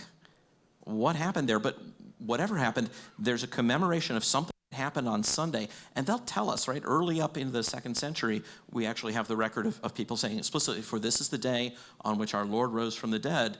They're telling us why they established this commemoration from the very beginning. That seems like a distance issue, though. No, that's 200 years past. No, actually, we're talking about 100 years for the explicit statement of it. But you go back into the New Testament, you can get all the way back into the epistles of Paul, that they're meeting together to worship on Sunday. That's when he tells them to set aside their collection for the saints in Jerusalem. In Revelation, you've got, I was in the Spirit on the Lord's Day. There's a kind of convergence of pieces of evidence here. I don't know of any scholar who doesn't think that Sunday worship was established at the beginning. So that's pretty much taken for granted even among skeptical scholars. Okay. I mean, maybe not some of your favorite skeptical scholars, but scholars. Okay. Some scholars. Virtually all, let's say every scholar with a relevant credential who teaches at an accredited institution, as opposed to being one of the world's most overqualified unemployed bloggers. Okay. Another filter. Another Yeah, filter. I'll put that up as a filter. Sure, go for it. The McGrew filter system. Actually, I think you're asking questions now. Yeah. So, but I was trying to push on why you were saying, oh, I don't know about filters. I'm worried that any filter is a fallacy, and I was trying to elicit from you some reason that you would think that, because it seems to me that direction, you're sort of walking into the G.K. Chesterton propeller. Right? Chesterton said that somehow it's got about, and I'm not sure how, the idea that people who doubt miracles do so because they have reason, and people who believe them believe it because of dogma. And the reality is just the opposite. Those who believe in miracles, rightly or wrongly, believe it because they think they have evidence for them, and those who disbelieve, rightly or wrongly, do it because they have a dogma against them. And what I'm sensing from you is there's no possible way that we could evaluate this, so let's just dismiss them all. That's sounding kind of like a dogma against them. And so that was my worry. And so I'll just put it to you. Do you have a dogma against them? Is that where it comes down? No. In fact, I think I've conceded the debate to you, and I would agree. Thank you. That that miracles are rational. My concern is, how do we evaluate them individually when they're so fraught with error, when there's such a low prior probability? So I think you'll find that if you try pushing it through the filter, very little remains. Actually, there's not a lot that makes it through that filter, which means there's not a lot where there's a prima facie case to start your investigation here. It's surprising how whole classes of these fall when you stop and you apply something like the O criterion. Now, that means also that some of the miracles in the Old Testament, which were performed but obviously supportive of established Jewish beliefs, those also aren't good places to start. You might wind up coming back to them. They're not good places to start. I agree. But that means we have actually a rather manageable set of options on the table. And if somebody comes and says to you, you should look into mine, make him do a little homework. Put him through those 6 points I pulled out because they spelled the word doubts, right? There are some more you could probably think of that would also be neutral as between religious traditions and reasonable. I don't make any claim to exhaustiveness. Great. Let them do some homework. And if they come to you with something and it's really credible that it meets all of those, maybe it does deserve a closer look, but there won't be thousands of them. There won't be hundreds of them. there probably won't even be dozens of them. So how many? I think there are very few good starting points. I think you're going to pull it down to a handful, maybe 5 or 6. And I think at that point, if you want to know if this matters, right? Look, 2 I mean, minutes. you think there's a God, then it matters. If you, even as somebody who doesn't believe it, you'd still say, but if you're wrong, that's a big oops, right? That's a big mistake to make. If I'm wrong? If you're wrong, right. I mean, if I'm wrong, I Perhaps. think I'm making a big mistake if I'm wrong. Perhaps. Okay, well, I would urge you to think about it. Ezra, should we cut it off there and go to Q&A?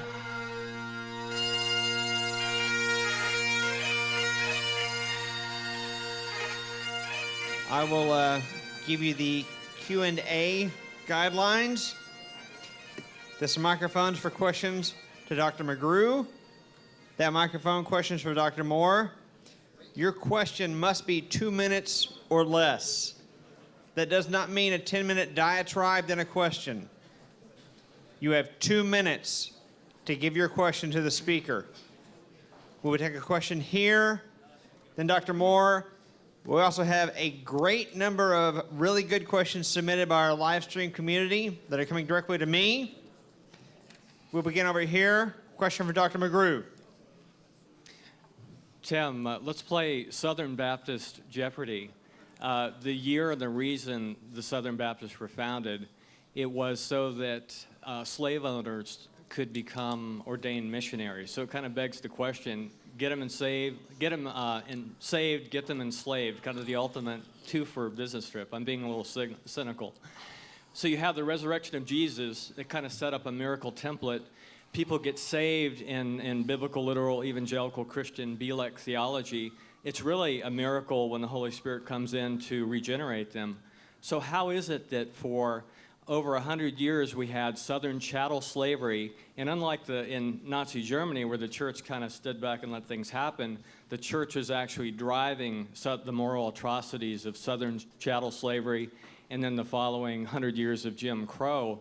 How is it that born-again believers with the Holy Spirit in them could own people of color like farm animals? And I don't understand those data points, because you'd expect miracles to have footprints that lead in a certain direction, which would be love. Right. I'm glad that you said that about miracles having footprints, because there's something else we expect to have footprints, and that is the transformation of the soul turning from sin to God. You know, we know people by their fruits, and though I'm reluctant to pass direct judgment on anybody's ultimate destiny, when people are behaving like that, it does not seem to me that that is conducive to the belief that they are regenerated. And I am not here to make an apology for anyone or anything that acts like that. That is not part of my purview. And if you're asking me whether the internal miracle of regeneration has taken place in their heart, all I can say is I sure wish I saw some evidence of it, but that isn't it. Great. Thank you. Appreciate it. Question, Dr. Moore. So, given the modal nature of the question, why did we examine concrete miracle reports when all that's needed to sufficiently answer the question is a hypothetical example that meets or fails to meet the criterion of whatever your preferred model of justification? So, Dr. Moore, my question is, what is a rational or justified belief, and why is it impossible for a miracle to meet that criterion of justification? Wait a minute. What? Say that again. So if you're asking, is it possible for a miracle or belief in a miracle to be rationally affirmed, that presupposes a certain model of justification, and I'm wondering, I think the question is, does your model of justification permit miracles?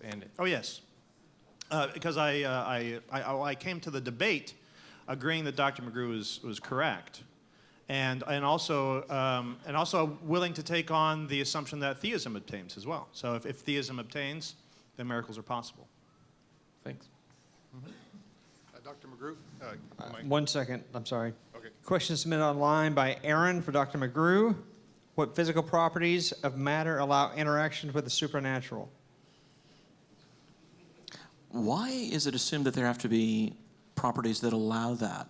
It seems like a how can question, right? How can supernatural things affect things that have mass and spin and charge. When people ask me that, I usually like to say, how can one electron repel another? And in the face of the bafflement and the rotating eyeballs that I receive, I say, yeah, you know, causation at the direct level is puzzling, and the best answer about the electrons is, well, apparently they do, because that assumption allows us to explain a lot of other things. I would say the same thing about the interaction of the supernatural with the natural. If the assumption of the causal interaction is the best explanation for the things that we can see, then I don't see any difference in principle in the form of the reasoning used there. In both cases, it's an inference to the best explanation. Are you saying that it happens at the quantum level? No, I'm saying that we don't need to give an account of proximal causation, because ultimately even a quantum level account of that is going to bottom out in some things where one thing just does cause another. And there's no further level to be wedged in between them. Causation at bottom is mysterious. Philosophers know this, and they propose all kinds of analyses of it, but that's everybody's problem. That's not just a problem for people who think there's something supernatural interacting with something natural. That's also a problem for giving an account all the way down to the bottom of how natural things interact with natural things. So I don't really see that as a specific problem for supernaturalism. Go ahead. I thank you guys both for an amiable debate. The question is for Dr. Moore. It seems to me by the end of the debate, at least, that your primary objection was to Dr. McGrew's filter, or maybe any filter having the efficacious nature of any filter to be able to determine the virility of a miraculous event. Would that be about right? Yeah, for the reasons that I mentioned, the problem with the error rate, and also the problem with the low background probability. Oh, okay. But you don't believe in any miracles, correct? Well, I believe that miracles are possible. Of course, Dr. McGrew has convinced me completely. The problem is when we look at any particular miracle claim, it seems to me to be sort of impossible to move forward with confirming any of those miracles. But it seems to me, and forgive me if I'm misunderstanding, but it seems to me as if you already have your own filter, and that filter, maybe we could call it naturalism, precludes such things. Now, you just said that it's okay that you believe that miracles are possible, but out of hand before examining miracles, I mean, it seems to me, just based on the background nature primarily, you've rejected all miracles. No, I'm not here tonight as a naturalist. I fully admit that the supernatural may be possible. There may be a God. I'm saying even with the existence of the supernatural, even with the existence of a God, we still run into these problems with the error rate and the background probability. Okay, thank you. Go ahead, sir. Dr. McGrew, I appreciate the filter you've come up with. Can you hear me? I appreciate the DOUPBTS, the 6 criteria that you have come up with. They all seem very reasonable and follow a kind of a rationalistic sort of orientation, which would have probably been foreign to, you know, Jews a couple thousand years ago. I mean, it's sort of a modern day kind of analysis of how to evaluate a particular claim. And I appreciate that. I'm skeptical myself. But I wonder, you know, by building this filter, you are eliminating a number of miracles that might fall in other traditions, like the Catholic tradition, and they might say, well, you have a certain bias, perhaps, in developing this filter that excludes miracles that fall into particular orientations, like that reinforce certain prior views. I forget which letter that was. But a Catholic might accuse you of being biased and creating an overly strict filter. And then by the same token, I might add another item to the filter that says, well, a 7th item might be to exclude anything that is supernatural, that falls outside of the law of nature. And then you might accuse me of being biased against the supernatural. Well, how do we arbitrate that? How do we say, well, you're not being too hard on the Catholics, but on the other hand, I'm being too hard on the theists who would posit supernatural. Okay, good. Let me take the second part of your question first about your adding an additional criterion that says, and nothing supernatural. What we're trying to do here is to see whether there's anything that meets a reasonable standard for investigation as a miracle. What you're doing by adding that clause to the definition is saying no by definition.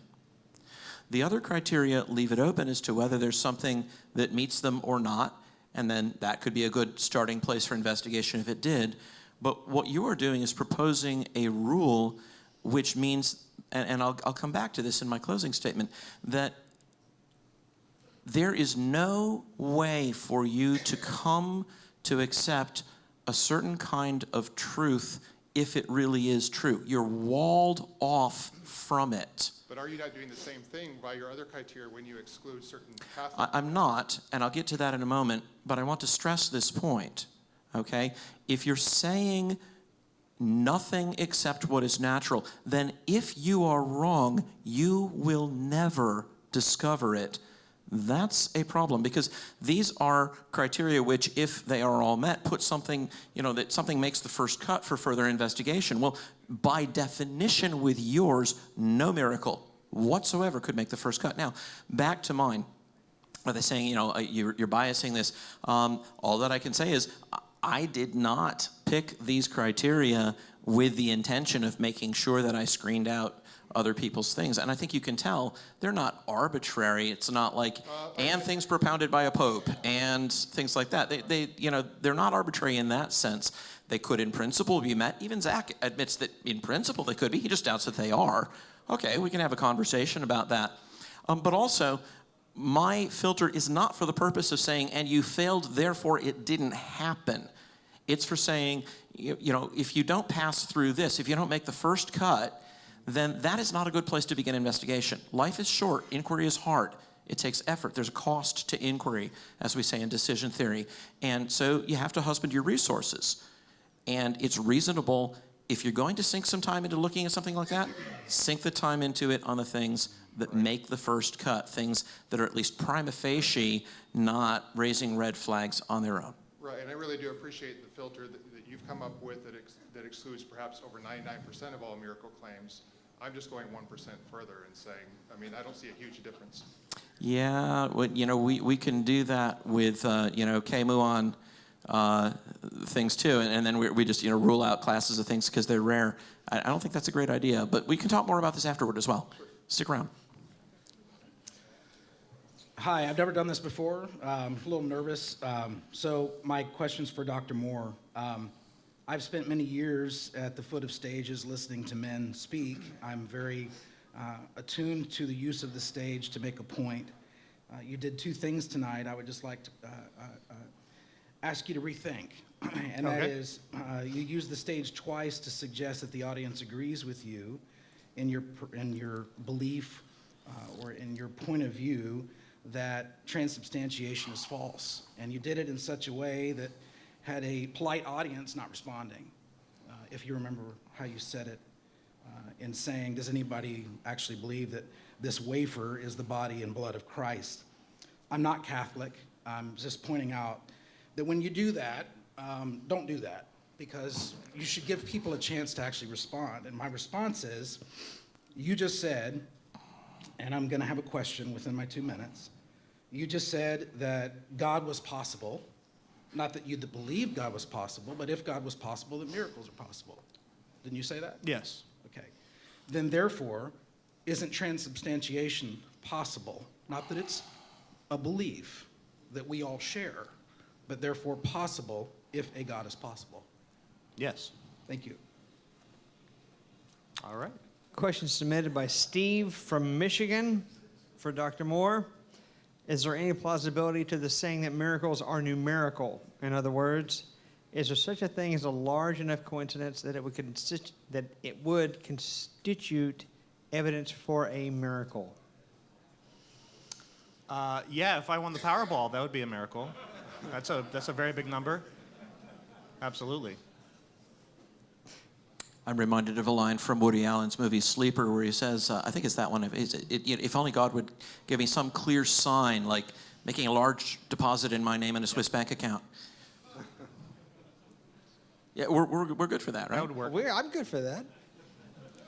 So you proposed a filter to see if miracle claims throw up kind of a red flag. Yeah. If they lie too far in time or distance, maybe? Right. So some sort of prima facie reason to say, that's not a plausible place to start inquiry. And, Okay. and the hunt goes on. Yeah. But yeah. I don't remember the exact criteria. Sure, no worries. That's fine. But if it makes it through that filter, does it automatically become an established miracle? No. Okay. That's why I went on and I said, look, it's a good start if something makes it through the filter, but then there are other things we could reasonably ask for. Look, I think that if miracles are to function as signs, they have to be rare. And for just that reason, you can reasonably require more evidence for them than you would require for an ordinary event. I don't have any problem with that. What I do protest is that it's not reasonable to put them completely out of the reach of evidence. That's bad. But to go further, how would we go further from it doesn't throw up the red flags? Right, so that's why I gave the other 4 points with the acronym PAST, right? That these are things that are open to the senses, that was the S, that they're public, not just one guy observing them, that's the P, that there's some act or monument established that commemorates it, and that it be established, the monument made or the act established at the time that the thing is said to have occurred, and we can check in on those with reasonable analyses of the nature of the event and the historical data, and I think that's a great idea. So and those are just some steps in that direction. There are more things that we could talk about that way as well. So that's more the positive side? Positive case, right? Go through the filter before you tell me to spend time on it. Once we do, Okay. I want to know what else can be said. Okay. Right? So And if it passes those 4... That's a it would pretty strong case. essentially I think be- at that point, if you don't believe in miracles at all and you find something that passes all of that, you should be worried. Yeah, it would tip it to where it's more probable than... Yeah, but again, we're dealing with probabilities. We're not dealing with logical certainties. We're not dealing with absolute proofs here. But I think the balance of probabilities can be tipped like that. And I think that in some instances, it is. Right? I mean, that's, in some sense, the real issue between Zach and me. Right? Zach's like, no. And I think, yeah, on the whole. And so that's where we disagree. But that's where you get into nitty-gritty historical evaluation. And I guess the one thing I want to say is there's no silver bullet. There's no way to just shoot these down with one flick of the skeptical wrist and say, that's it. I don't have to worry about any of that stuff ever again. You want to be open to evidence, that's a lifelong thing. It's a two-way street, and it's a lifelong thing. So you can't just block it out by definition. And he agreed with that. So, okay, thank you. My question is for Dr. Moore. I wanted to press harder on something that was kind of already brought up, which is the people that you brought up for the miracles didn't really have anything to lose. But Peter and Paul kind of had everything to lose. What would you say in response to that? And they did lose everything. So, well, I'm not disputing the miracles of Peter and Paul.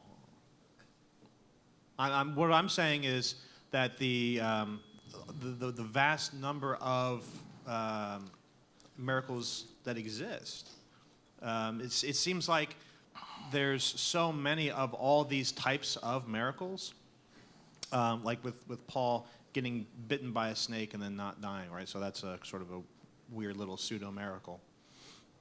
There's all these weird little miracles. Why should that miracle be special, right? So what I'm trying to ask is, with all the miracles that exist, I'm not picking on Peter and Paul. I'm saying with all the miracles that exist, I don't think any of them escape the problem of the error rate, the false positive rate, and I don't think any of them escape the background probability rate either. Thank you. Can I actually just pick up on that for a few seconds? Yeah.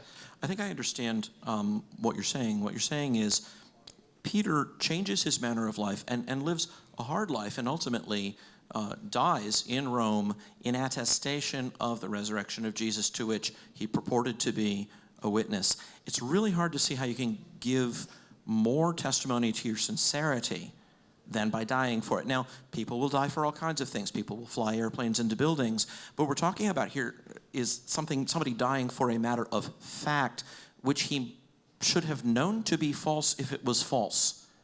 Am I understanding by saying that? Am I rephrasing your question? Yes, you're correct, because no one's going to die for something that they know is a lie, so to speak. I mean, if you give someone $1 million, Not unless he thinks he can get away with it. Well, Right. we also don't know that he died for that. Like, we don't know exactly what the circumstances were of his death. We don't know that the emperor approached him and said, look, if you just say that all this is false, we'll let you go. All that we know is that he suffered some inglorious end. Everything else besides with the emperor would say that he did suffer specifically because of his claims. Who says that? The Bible. No, the Bible does not say that about Peter dying. Well, not dying. But First epistle of Clement does, though. Right. And all it says is that he died for the faith. It doesn't say that he was given the chance to recant. Thank you. Okay. Question submitted online by Marion for Dr. Moore. Can you explain how the hiddenness of miracles is a problem? The itness?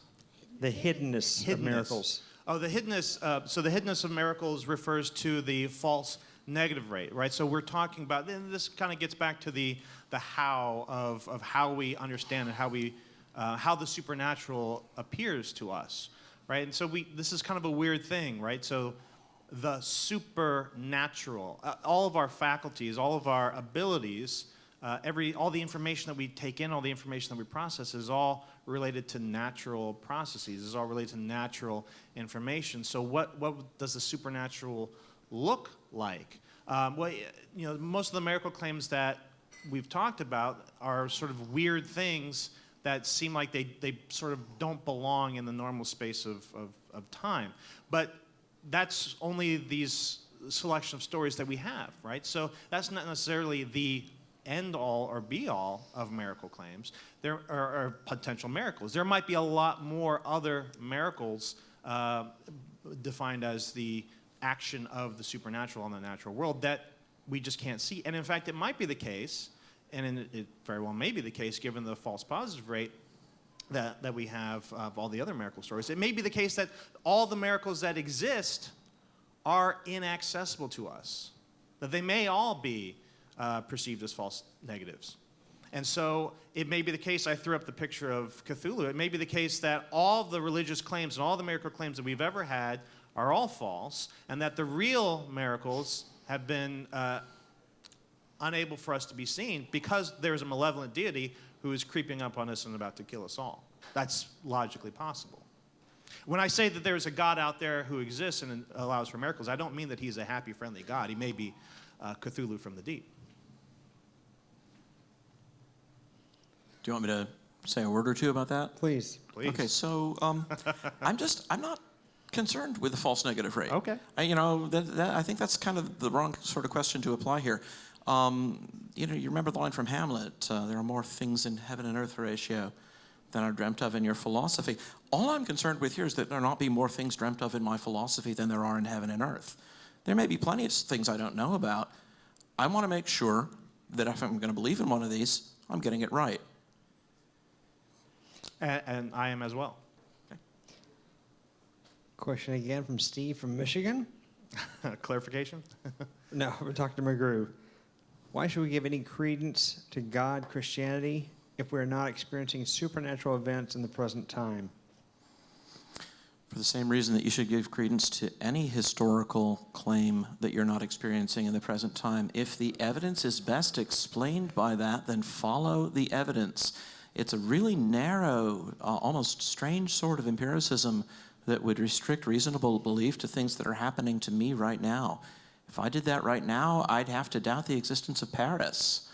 That just seems like a very irrational rule to follow. I think we need to cast our net wider and think better of what we can achieve with reasonable belief. Question from Dr. McGrew. Lalandra? Okay. Hi. All right.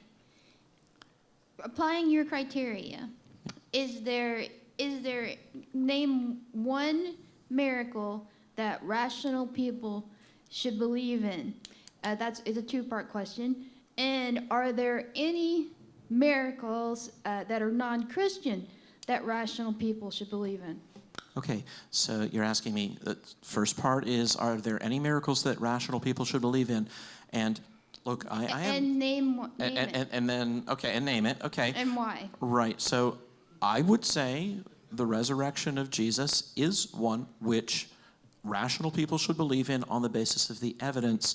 If you want to know why, I've written about a 75-page article on this in the Blackwell Companion to Natural Theology, and if you will send me an email, you can go to tim@apologetics.com, or you can look me up on my Western Michigan page and ask for that article.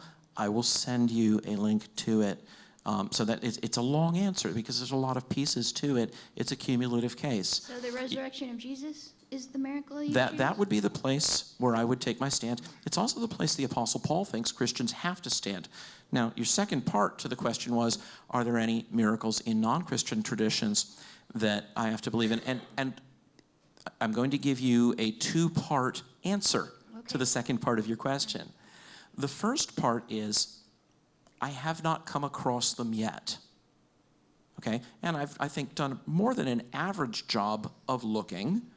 But the fact that I haven't come across them yet is not really super strong evidence that there's nothing out there that's worth looking into or might even be something rational people should believe in. The second part of my answer to that part of your question is, remember, the way we're defining a miracle is that it's an event that requires for its explanation something that is not part of the natural world, it's beyond nature. It, just like Zach said, that doesn't necessarily mean it's something good, right? I'm actually a serious Christian in the sense that I take seriously things like the existence of the demonic world. And although I myself happily have not experienced anything of that kind, I have spoken with friends who have experienced things firsthand that would definitely make the hair on the back of my neck rise. I can't say with definiteness everything that was going on there, but I wouldn't rule it out offhand just because it didn't happen to happen in a Christian context and look like it was supporting Christian doctrine.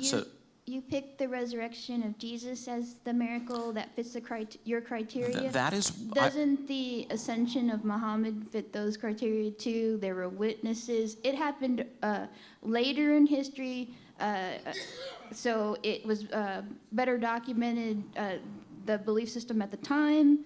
So doesn't it fit all of your criteria, just like the resurrection of Jesus does? No, because that doesn't come from the Quran. That comes from the Hadith. And the Hadith are all at least 100 years after the event. They are what I would call belated reports, and they fail on the beat. They also appear in the context of a religion already well established and established by the sword. So it would also run afoul of criterion O, that they're raised in sort of support of opinions that are, by that time, already very well established. And for that reason, I wouldn't cite any of the ecclesiastical miracles even of the 2nd century, because they also are, in a context where it's already an established religion. So I would apply that also to Christianity, and that's why I don't appeal to any of those. How does the resurrection of Jesus fit your criteria for a miracle that every rational person should believe in? How does it fit your criteria? That's the long question for which I'm going to need to refer you to my long article. But if you will write me, I will send you a copy of it. Dr. Moore? Dr. Moore, I really appreciate the debate. I think it was very, just very pleasant to have and very informative, and really enjoyed it.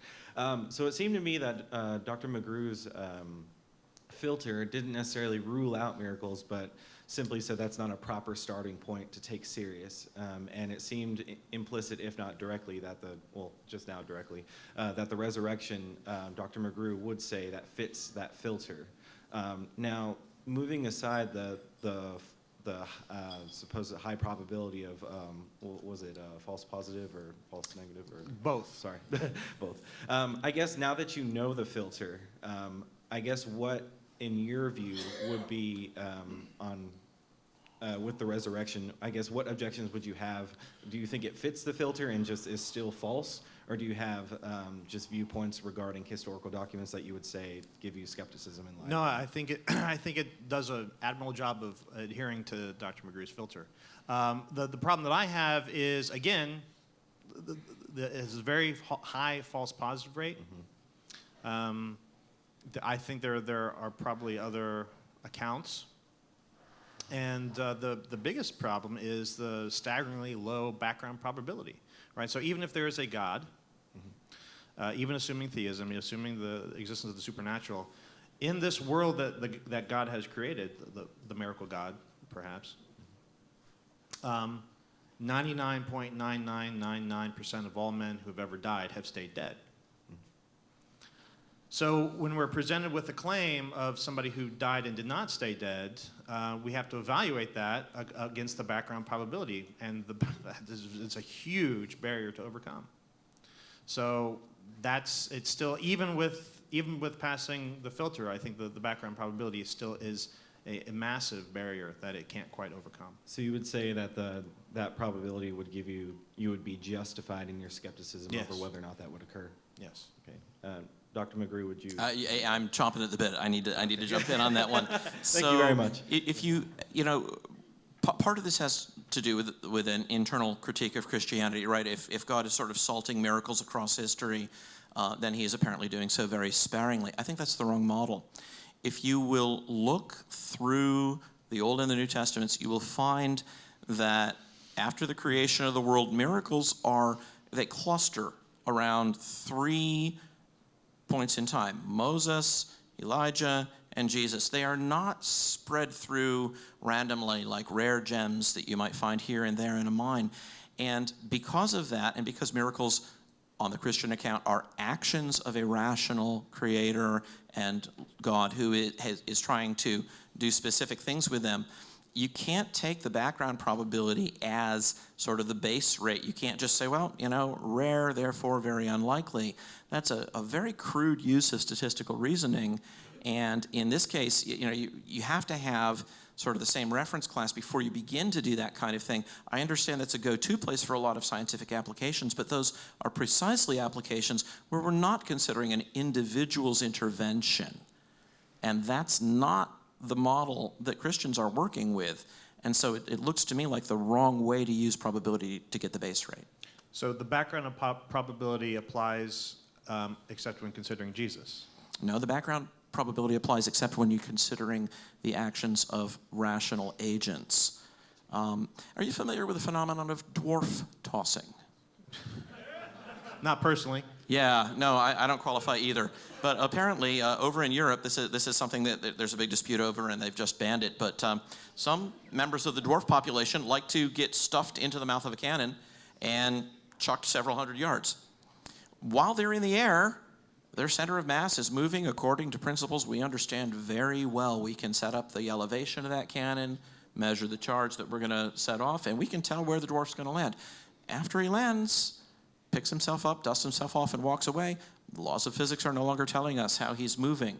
You can't do a calculation and say, yeah, F equals ma.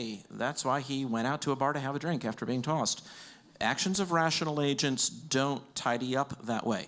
It's not a bias in favor of Jesus. It's simply saying, if you're viewing miracles as the intervention of rational agents into the course of nature, then you have reason not to try to use the background as your probability. That's the fallacy I think you're committing there. Question from Dr. Moore from Patrick in New Orleans. Dr. Moore has provided several examples of different types of miracles, but it does not seem to have answered the question for tonight's debate. So how about he answer the question, can it ever be rational to believe in miracles? If no, why not? If so, why? Patrick, the answer is yes, and because Dr. McGrew is so persuasive.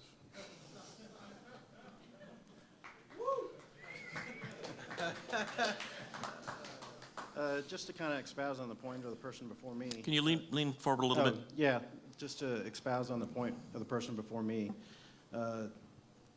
By the definition of miracle being something that, the natural has some external influence and whatnot, isn't not every miracle not necessarily from God, but also from Satan or demons or angels, in the sense that there's the influence outside of nature. The book of Job, where his family's destroyed, that's supernatural. Or the book of Revelation, where there are signs and miracles by the Antichrist. Right. So there's actually a theological dispute, and some people take the view that those are real signs and miracles which God permits to be worked by these supernatural powers, lesser beings, and others take the point of view that they're only deceptive things. I have an opinion, but it's not worth going into the details of that in this context. The key point is just we're trying to determine, and this has been the whole sort of center of gravity of the debate, is it possible to believe rationally in this? And I'm a little worried in relation to Zach's response to the last question, because he says yes, but I'm not sure what that would look like. And maybe with that I should turn it over to him. What would it look like? Yeah. What would rational belief in a miracle look like? You've said it could be. So and this is where I'm stymied, right? So I'll grant the acceptance of miracles as a category, but when presented with the evidence, right? And you said let's follow the evidence wherever it leads. When presented with the evidence, we do see lots of different miracles from all sorts of rational agents, claimed from all sorts of religious traditions and cultures all over the world. And that's what leads me to say that the error rate seems to be very, very high for our miracle detection abilities, and the false positive and on the false negative side, which worries me even as it does not worry you. And then given any specific miracle claim, because it falls up against a very, very low background probability for any sort of thing that's claimed to have happened, it leaves me with a quandary. How do I thus accept any particular claim, even as I want to accept miracles as a category? I don't think I'm able to do that, and that's where I find myself in a kind of a state of tension. All right, thank you.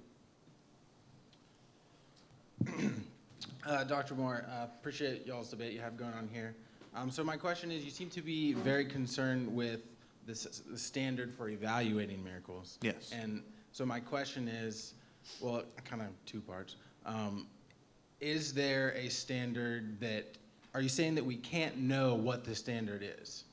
I'm saying there is no standard that has been presented to us. Well, okay, well then my next question would be the criteria that Tim has presented. Do you think, let's use the case because for Christians it's the most important question, the resurrection of Jesus. If you applied those criteria, do you think those are sufficient criteria, or maybe you would add a few more, or would you use those to analyze a specific miracle claim? They might be helpful, but again, I don't know, right? So we're in a situation where everyone is passing around monopoly money, and everyone's got different colors of money, and everybody's saying that this is really 500 monopoly bucks. And we're trying to figure out, no, wait a minute, I've got monopoly money, he's got monopoly money. Somebody around here has to be able to tell us which monopoly dollars are actually worth something. Right? Sure. Well, it sounds like you're saying you can't know the standard, though, for evaluating the miracle. All we have is monopoly money. So how do we figure that out? Well, it still sounds like to me you're saying that we can't know what the standard is. I'm not saying that we can't know. I'm saying, do we figure that out? I don't know how. So you don't think his criteria are good for analyzing if a miracle actually occurred? You could come up with some criteria to try to figure out whether this certain type of monopoly money is valuable or not. And it may turn out to be to work, right? But how do we know? Again, no matter what criteria you apply, it's all just monopoly money passing around. And it's when Zach says things like that that I get worried that if there were miracles, he wouldn't have a way to come to know that they were. And that's where and that's the false negative rate. I have a more optimistic view of following the evidence than he does. Question by Tom for Dr. Moore. It seems that Dr. Moore has shown by demonstration that it is irrational to believe in some miracles or in all miracles, but how has he shown that it is irrational to believe in any miracle at all? I don't think I have any miracle at all, as referring to miracles as a category. What I'm saying is, when we apply that line of reasoning to any particular miracle claim, we're left up against what I see as an insurmountable wall. Hey guys, thanks for the debate tonight. It's been really helpful. My question's for you, Tim. As I understand your definition of miracle, you take something to be miraculous if and only if it would not have happened were the natural world to have been left to its own devices. Do I have that more or less right? Yeah, although, for various views like Berkeleyan idealism, we have to finesse the problem of what it means to talk about the natural world or the natural order. There are ways of doing that theologically in terms of God's ordinary and extraordinary providences. But for the sake of this discussion, I didn't think I had to get too deep into theology for Zach. Very good. So thanks for bracketing out my Berkeleyan idealism for the sake of the discussion. I'm actually interested in taking the direction of our conversation a slightly different tact. Given your definition of a miracle, there are certain other issues in systematic metaphysics with regard to causation and the laws of nature that are going to come into play here. And I'm just worried that your definition of miracle presupposes some kind of interventionism. And several of the world's leading philosophers, including Alvin Plantinga and Bob Russell, kind of favor, either because they are occasionalist or non-occasionalist, some kind of non-interventionist understanding of miracles. And I intend just to offer this to you as a way of expanding the category of miracle even more broadly than you have considered, perhaps, in order to say, not only could it be rational given the constraints of miracle that you're considering, but even more rational considering broader constraints that the rest of the philosophical community might take seriously. What are your thoughts there?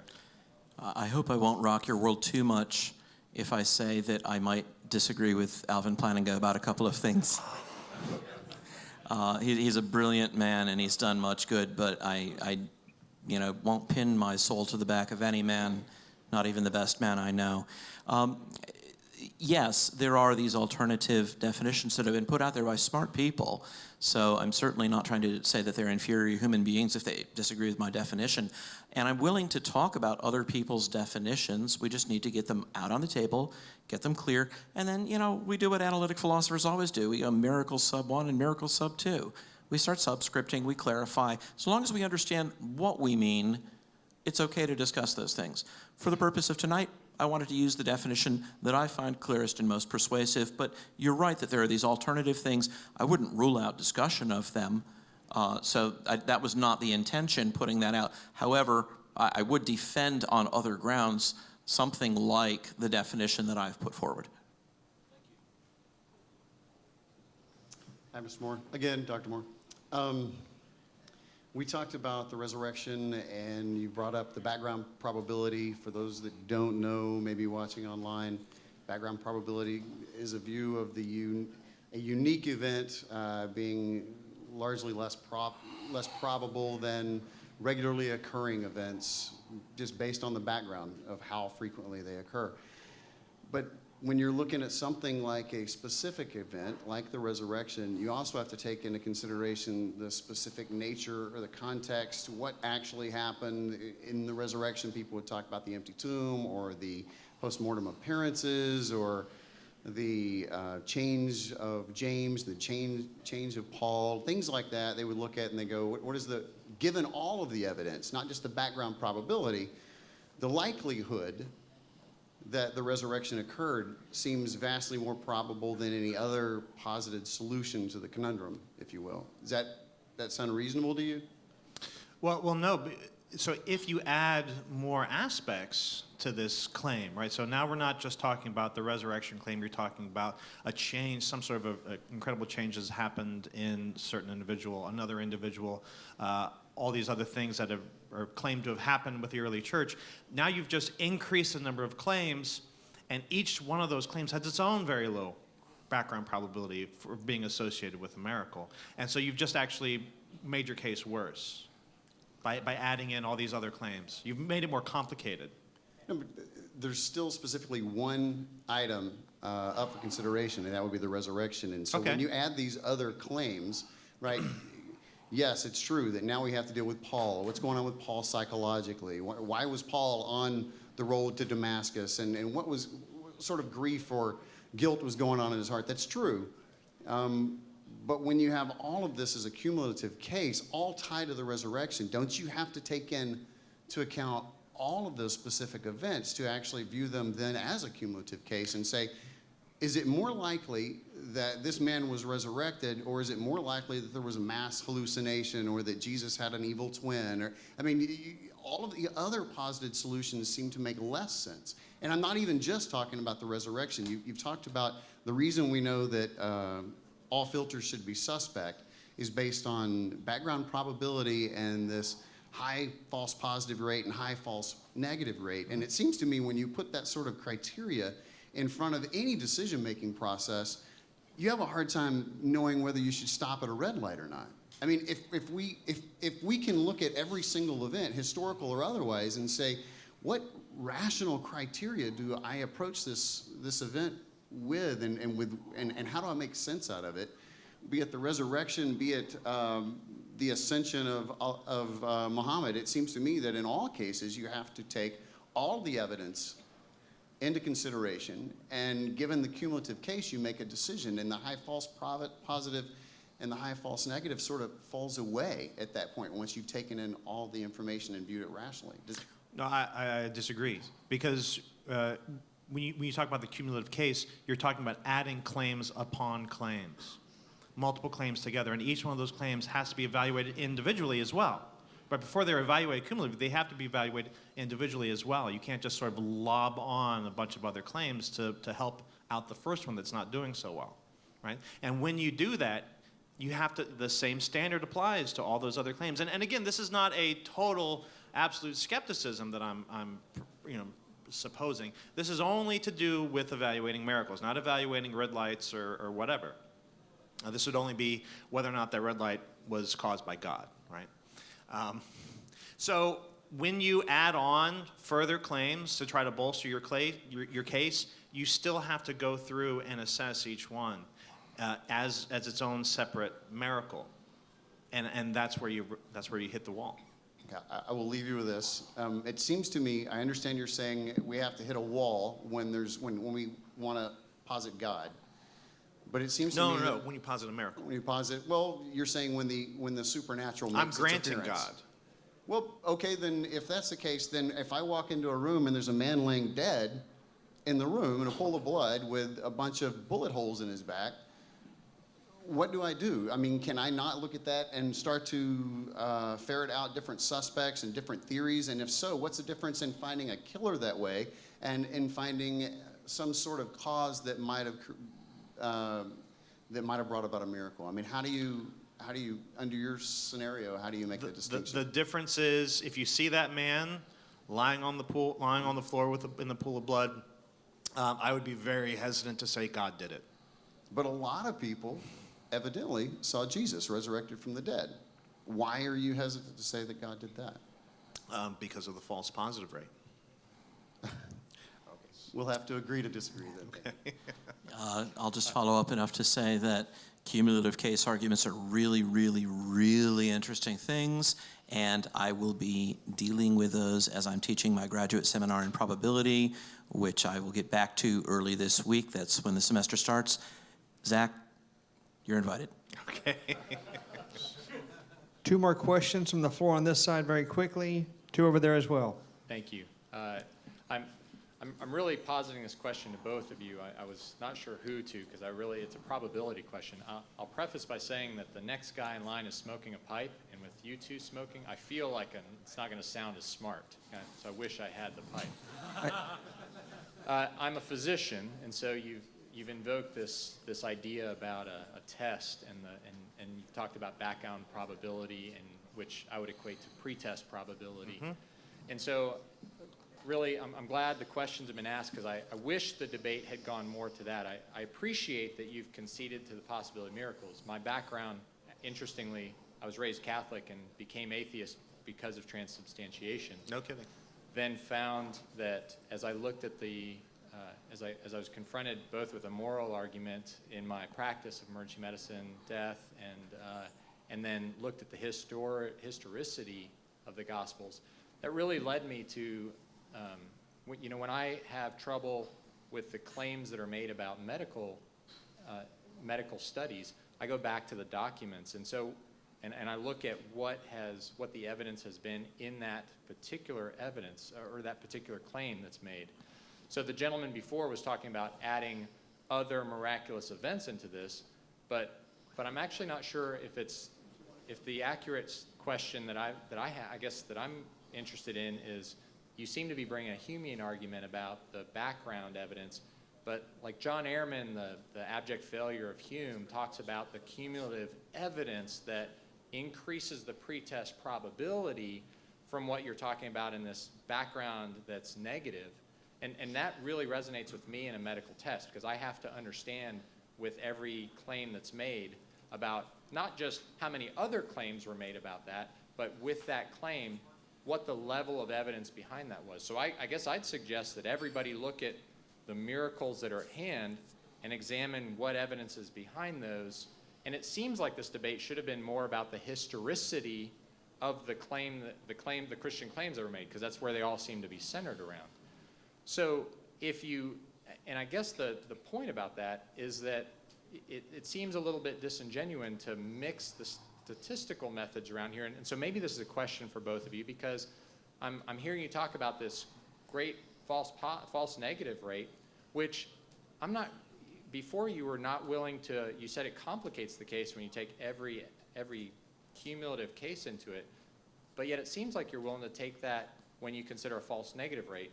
If I were to look at a study, for instance, to cure cancer, and I said, gosh, there's been thousands of snake oil remedies and, fly-by-night remedies to cure cancer, I can't really take this NIH study. It's just one amongst thousands.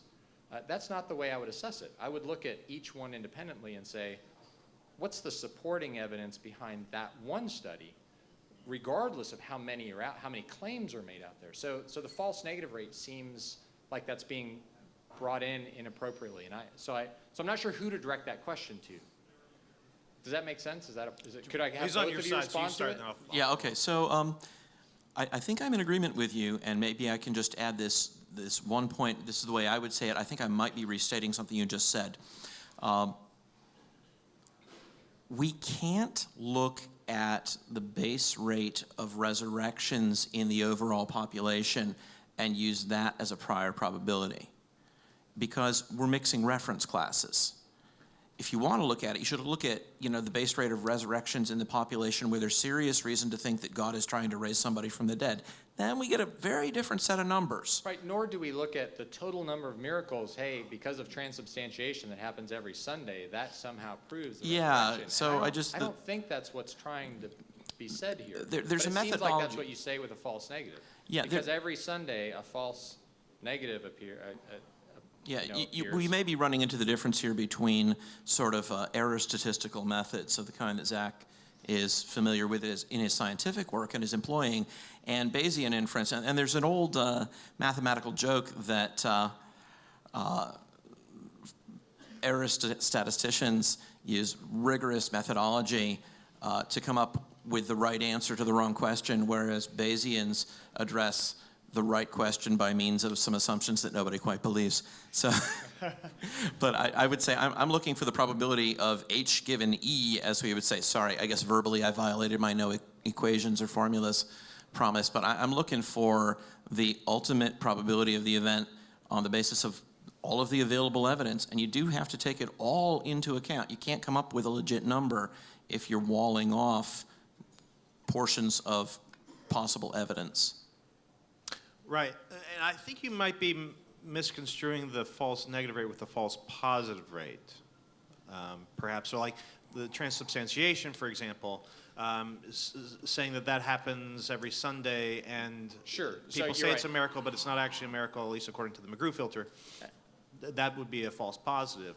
Absolutely, I'm sorry. So to say that every day a miracle occurs, which I would say that if you look at like medieval religion, hey, every rainbow is a miracle, but we know that's not the case. Sure. So really, if you take the number of events that could be called a miracle that are not, it seems like you posited a possible false negative and then held that up as a real false negative, but we don't really know what the true positive or negative is. So it seems to me that there's not enough statistical power to really accurately address that. And that's true as well, because we don't have, again, we don't have a good reference point, right? So we don't know exactly what the positive control would be, right? So to get back to a scientific term, we don't know what the positive control is. Right. Positive control is an example of the phenomenon that everyone agrees is an example of the phenomenon that we can use as a reference point. We don't have that with miracles, and that's sort of my ultimate complaint is we don't have that, and everything is sort of a guesswork. Now, as what you were saying before about the clinical trials, right? So yes, I would want that too. I would want confirming evidence of a clinical trial. But at least with a clinical trial, we have a sort of a reference point, right? So we have something that we're looking for, right? We want to see the amount of time that the patients live increase by some degree, right?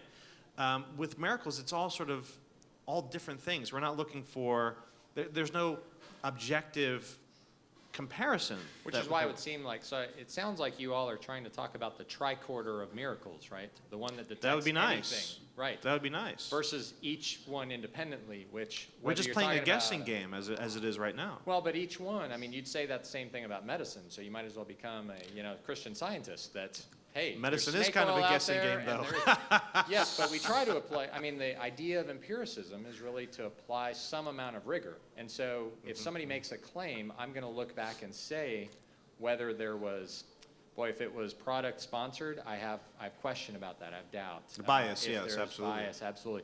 But if there's rigor, or if it's the person who's proposing this presents a negative study despite being product sponsored, that's a really, I mean, they stand a lot to lose for that. So that really increases the probability. So I have to consider those in each one I do, and I think you'd want me to do that, but it doesn't seem like we're doing that with this. But I think I'm now debating. I just have one thing to add very briefly. Go ahead. I think Zach accidentally slipped into saying that the McGrew filter says that transubstantiation is not a miracle. Actually, that's not how the filter is working. The filter is trying to tell us whether things are good candidates for first examination. I have other issues with the transubstantiation claim. They don't arise from the application of the filter as such. That just says that's not a good place to start, whatever else may be true of it. Okay. Alan? Yeah, very interesting debate. Thanks to both of you. I'm not real knowledgeable on some of these miracle claims and have found them interesting. And I was curious, Zach, if you could share what you thought would be like the best miracle claim, say outside of Christianity, since we're kind of talking a lot about that tonight. And then, do you think it passes Tim's filter? And I'd like to see how Tim might respond to that. What's something comparable to the level of the resurrection? That's been talked about a lot here. That passes Tim's filter. Or yeah. just what do you I don't think know. is the best miracle claim from a non-Christian religion? And do you think it measures up to the level that the resurrection would? Possibly, let's see. Well, the composition of the Quran is supposed to be a miracle, although I'm not sure what are all the criteria? Does it need to? It have to happen in public, right? So that happened. It can be your own, just whatever you think. If you're worried about false positives and canceling things out, what do you think is something? Because I'm honestly not very knowledgeable about a lot of these other miracle claims. It looks like we got a contribution from the audience from the Hindu tradition.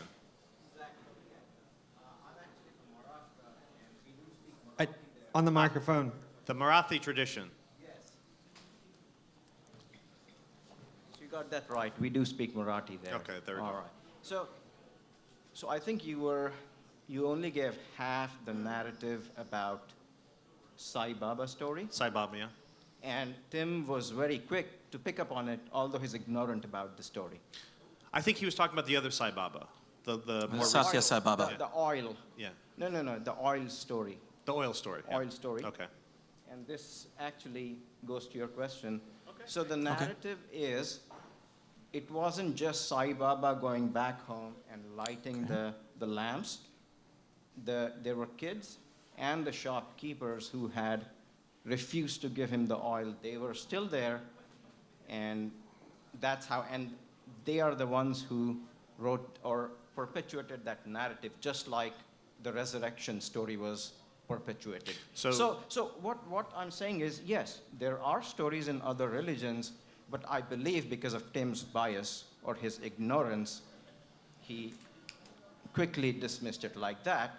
But he is using his filter for things that he believes, but not ready to use that filter for things he has no knowledge of. So I see a bias there.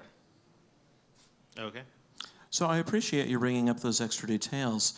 In the context of the debate, I could interact with the story only as Zach presented it, and that's why I turned to him and said, was there anyone else, or was it just him? Because if it was just him going back, and then we have only his word for it, and Zach didn't have any further detail. So I'm interested in your having given me that. I'd like to talk to you after the event is over and get more details. It's certainly not my intention to apply the criteria unevenly, right? No thumb on the scales. So if you can give me resources that I can chase down, I will look into it. Thank you. Last question, Dr. McGrew. Hey, Tim. Thanks, guys, for the debate. I wanted to ask, you had mentioned that, in passing real quick, that Hume brought up these kind of healing miracles with the person with the amputated leg or what have you. Mm-hmm.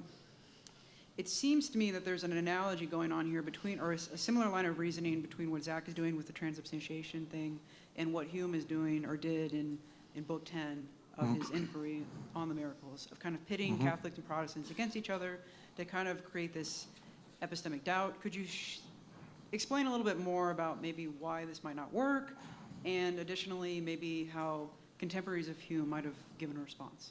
Yeah, so setting Catholics and Protestants by the ears is a very, very old kind of theological bear baiting, and Hume certainly did engage in that, and he expected to enlist his Protestant readers on his side in their sort of laughing dismissal of these things. But the things that he picked just don't stack up very well evidentially, and if you read the works of people like John Douglas in the Criterion, George Campbell in his dissertation on miracles, John Leland in his view of the principal deistical writers,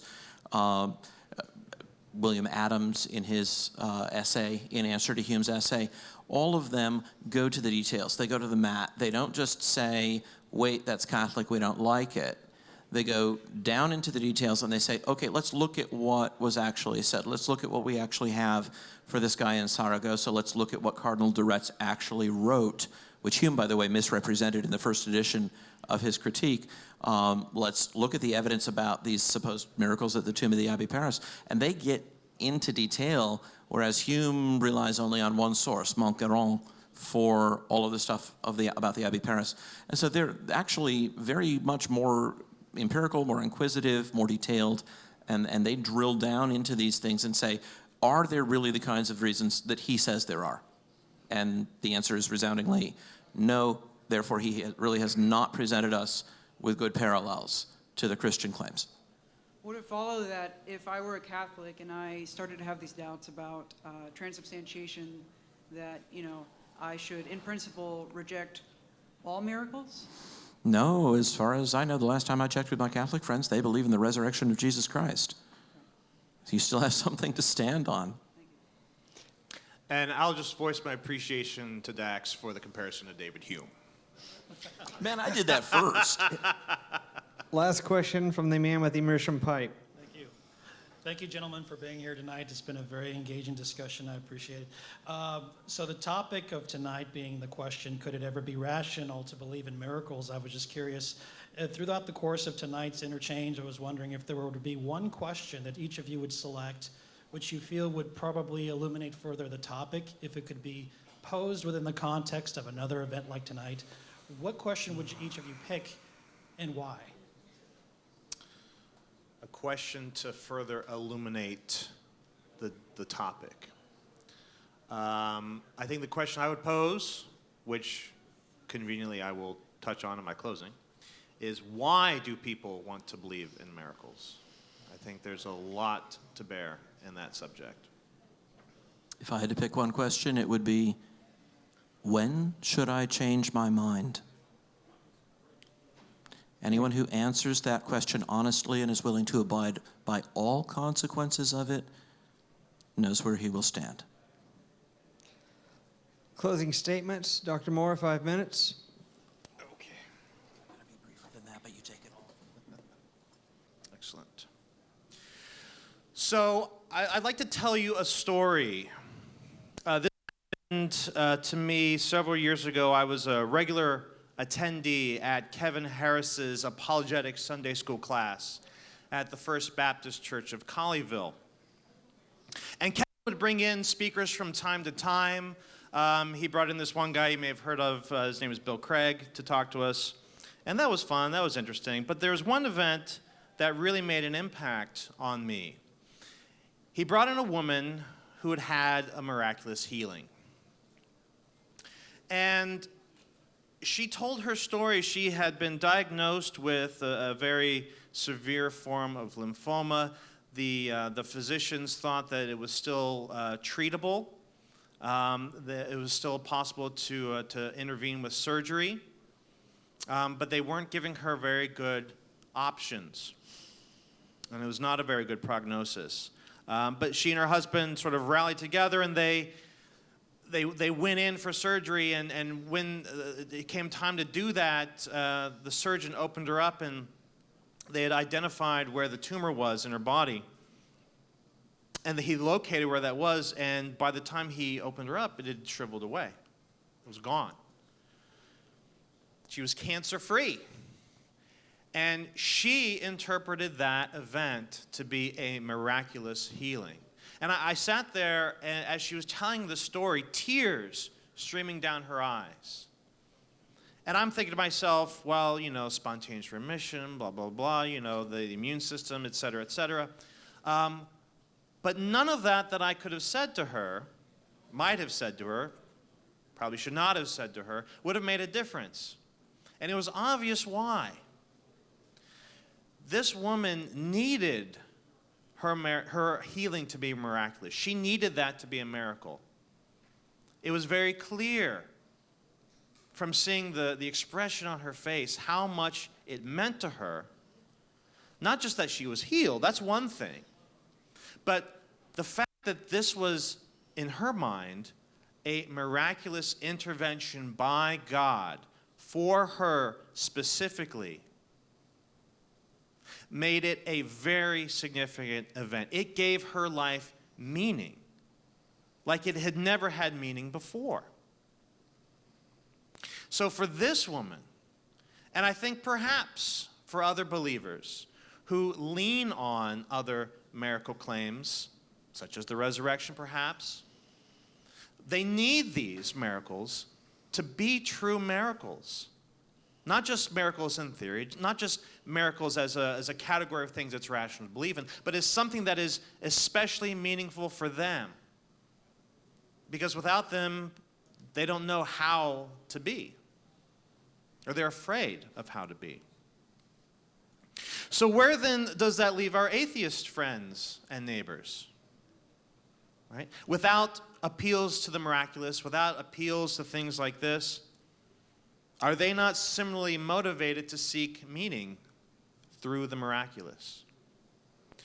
Well, it occurs to me that as children of the cosmos, who are endowed by our Creator with the abilities of consciousness, sentience, and reason, the atheist might consider herself to be something of a natural miracle, which is not to say necessarily that there is some theistic intervention that we're appealing to, but rather that through the cosmos itself, through the natural world itself, that the cosmos is capable of producing wonder enough to outweigh the periodic and occasional interventions, the intrusions that a God might undertake. And that by virtue of being an ongoing and continuous process, from singularity to sentience, the unfolding cosmic experience outshines the petty miracles of Hinduism, of Buddhism, of Judaism, of Islam, and even of Christianity, much as a candle is outshined by the sun. Thank you. Dr. Zachary Moore.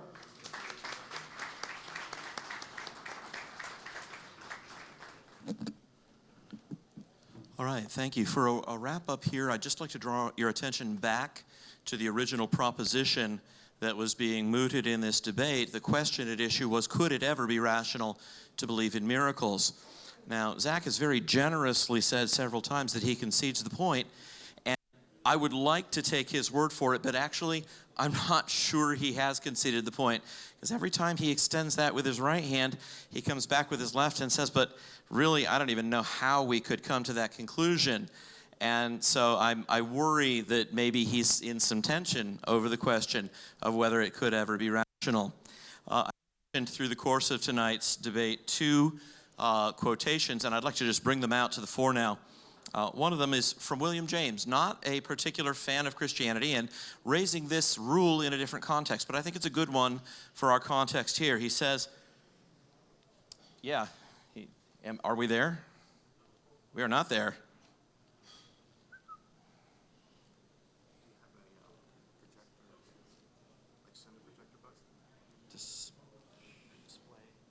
Duplicate?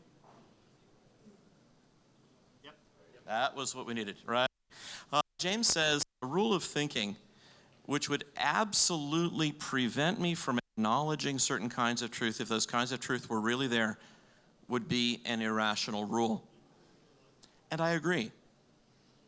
There's no guarantee that we will wind up where we want to go, but we can guarantee that we won't wind up certain places if we just debar them at the outset. So if we do that, then yes, we can make sure that we don't go there. But if that's the truth, then you're setting yourself up to avoid truth. I don't think that's ever a healthy policy. And in line with that, the Chesterton quotation to which I alluded, and with this I will close, from his book Orthodoxy, somehow or other an extraordinary idea has arisen that the disbelievers in miracles consider them coldly and fairly, while believers in miracles accept them only in connection with some dogma. The fact is quite the other way. The believers in miracles accept them, rightly or wrongly, because they have evidence for them. The disbelievers in miracles deny them, rightly or wrongly, because they have a doctrine against them. I think we've seen that doctrine tonight, and the name of that doctrine is naturalism. And if there's one thing I'd like to leave you with, it's just this: be skeptical. Be skeptical of lots of things. Try doubting whether naturalism is true. Thank you. Dr. Tim McGrew.